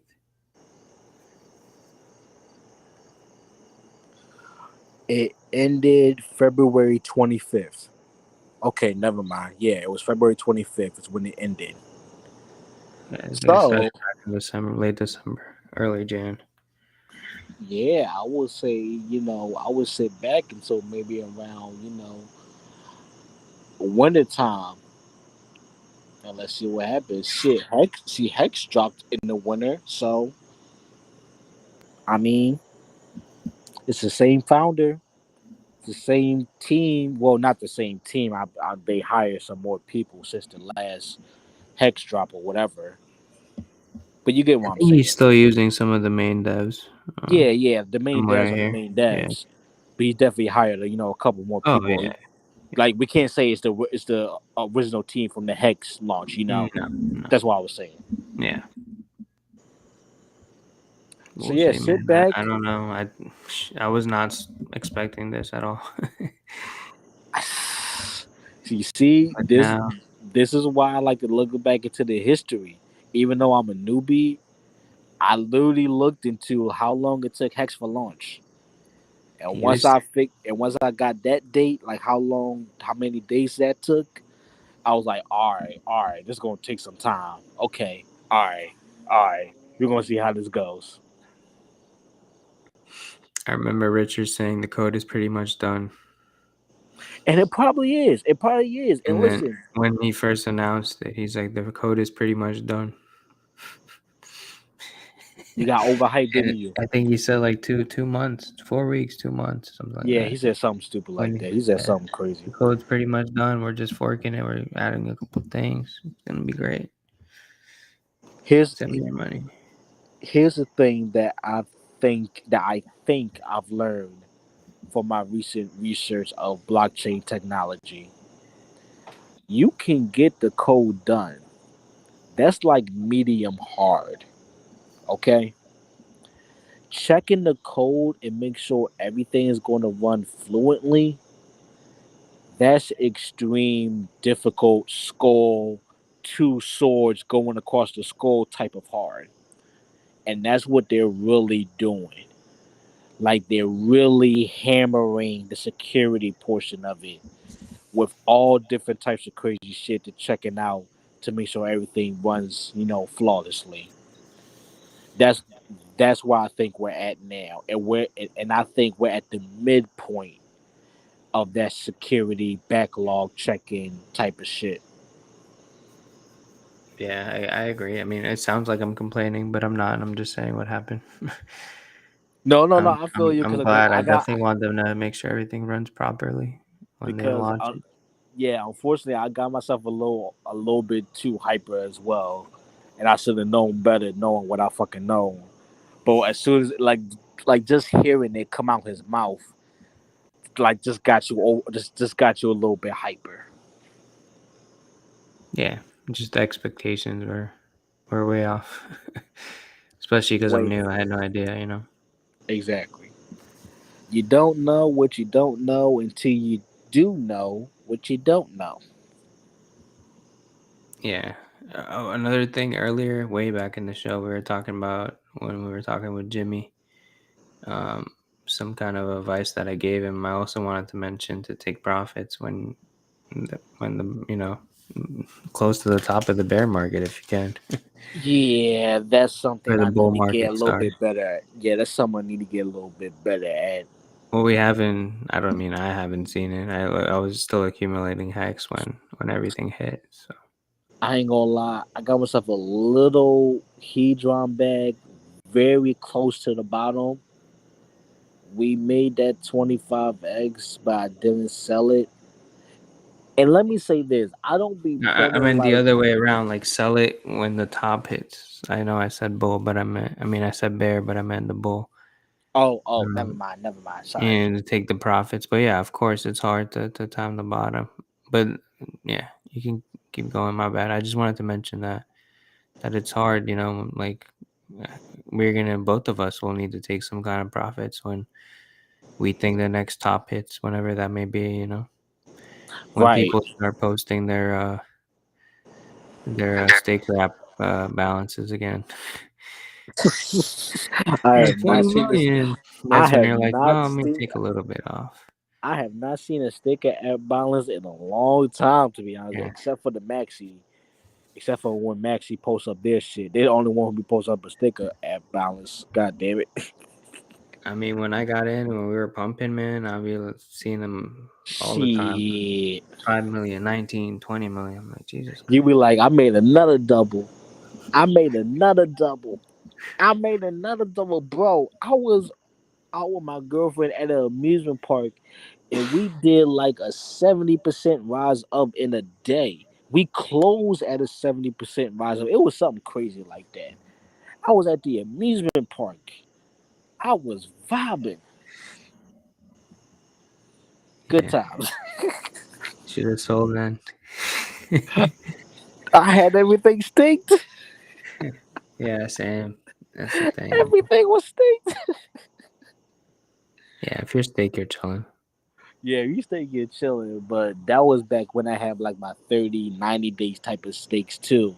So it was like looking back at it, I'm like, damn, maybe I should have emergency interstate. But you did what you did, you learned what you learned, and now you know what you know. It's part of the game. It's how it goes. Yeah, I mean, I'm never ESing. I don't think I'll get to that point, but we'll see in the future. But yeah, as far as taking profits, I think we can do that as a show to hopefully when that time comes, we can tell people, just keep reminding them, obviously, not be like, take profits. Just be like, don't forget, it's always smart to take profits in these times. When we Um, have that type of event, if I X is feel 3 like to $10, yeah, I feel hopefully we like can do that. we should really try to get Johnny Chaos on the show because he does that, limit order type stuff. He could break it down so you can sell it on a limit order. That way you're not selling your whole bag. You get what I'm Yeah, saying? yeah. Hmm. Or Yeah, I like mean, or you could like provide liquidity. It's like when things are going up, a lot of people are going to be buying more hex than USDC, for example. So if right, you just right. provide liquidity, you can get out that way and earn some fees. Uh, Exactly. and you can also do limit orders on top of that. Yeah. Exactly. But when the reason I said that is when I first got in, a lot of shows weren't mentioning. I'm trying to think right now. Can't think of any that were mentioning. Maybe there's a couple of times people mention like, hey, don't forget to take profits. But most of the shows were like, this is insane. Bye, bye, bye, bye. Double every Yep. 60 days. Everything was super bullish. And Yep. I I don't remember want to all be that that bullshit. person when everything's going up. So I would just want to remind people, like, bro, like I was in the spaces, the guy that made fiat.io, he was Yeah, yeah, saying, yeah. I mean, when you really think about it, there's nothing like Hex that's ever been created. And when you look at other cryptos, they don't last more than 5 years, 2 years, you know. Facts. So to say that Hex will be around in 15 years That's a lot. it's a statistically low probability if you look at it, looking at those points that I just mentioned, you know. Yeah. So, you know, hearing that in spaces, you're like, okay, he's right, but at the same time, you're like, you know, you got to put your money in somewhere that you think where there's a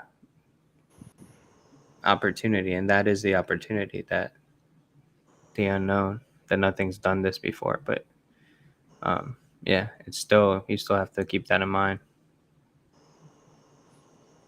which ties back to selling at the top and everything. It can't just be all go around happy go lucky all the time. You gotta really think about it. Like Jim Rat, he's on record saying he sold all his Hex, the liquid he had, at 11 cents. When everyone was telling him to, you know, hodl and do that, you know, and it's proven to be the smart move so far. Right. He's actually So, up.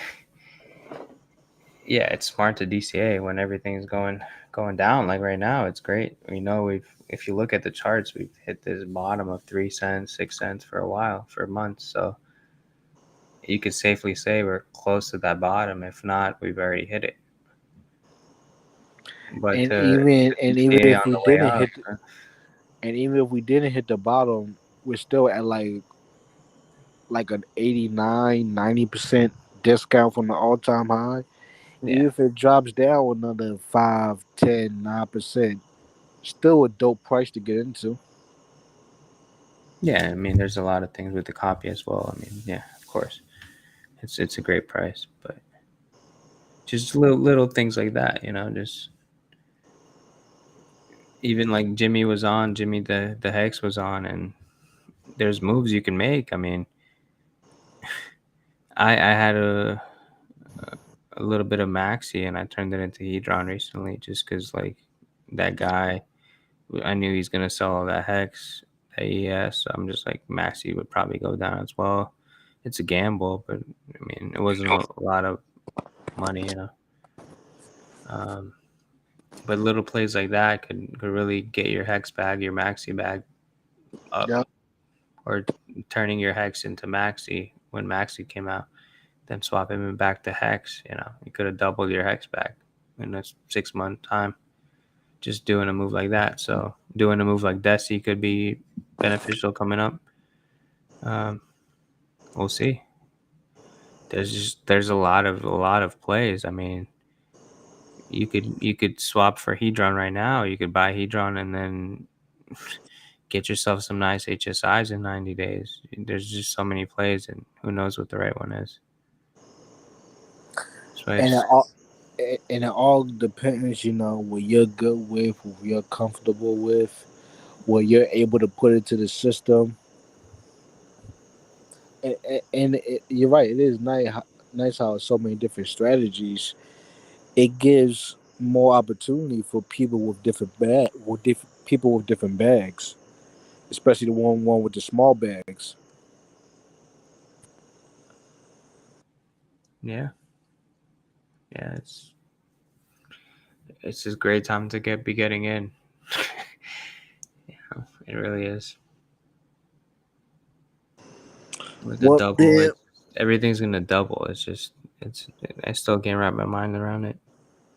Everything, your stakes, your liquid, your other stakes, all my coins, all my HEDRON, all my ICOSA, all my MAXI, NFTs, all my NFTs, all my Watsa, my Pokegon, everything I have, double. And with that, Dan, I think this is a lovely time to end the show. You got anything else you want to add? As you can hear, I'm ready to go to bed. Yeah, same here. I guess follow Tap on TikTok. TAP number 4 life number 1 tap 4 life number 1. Follow me on Twitter, Patchy Beard 55555. I'm currently in Twitter jail. I made another Twitter hex account. I can't remember what I called it, so just follow that one for now. Did you post bail? I don't get out until 7 days, man. Oh, okay. There's no bail with Twitter. Okay. Ain't no bail, ain't no freaking hearing, ain't no jury, no nothing. They just throw your ass in jail and make you delete whatever you said that they think was a violation of their rule, bitch ass. Yeah. It's communism Twitter, but hey, it is what it is. It is what the fuck it is. All right, man. Have a good night. Thank you for the talk. It was a good stream. I'm surprised we lasted this long. Didn't realize it was this long, this late. Right. Good night, everybody. Stake your hex. Look up HEDRON, ICOSA, Crypto Sloth, Wells Only, Crypto Coffee, K4K, Discord Syndicates, Wake Up Hex, GRC, Sam, Crypto in the Morning, Bullish, Orca. I'm done with the shout outs. Hit the outro. Shout out to Fancy. Fancy. What are you, some sort of Mexican?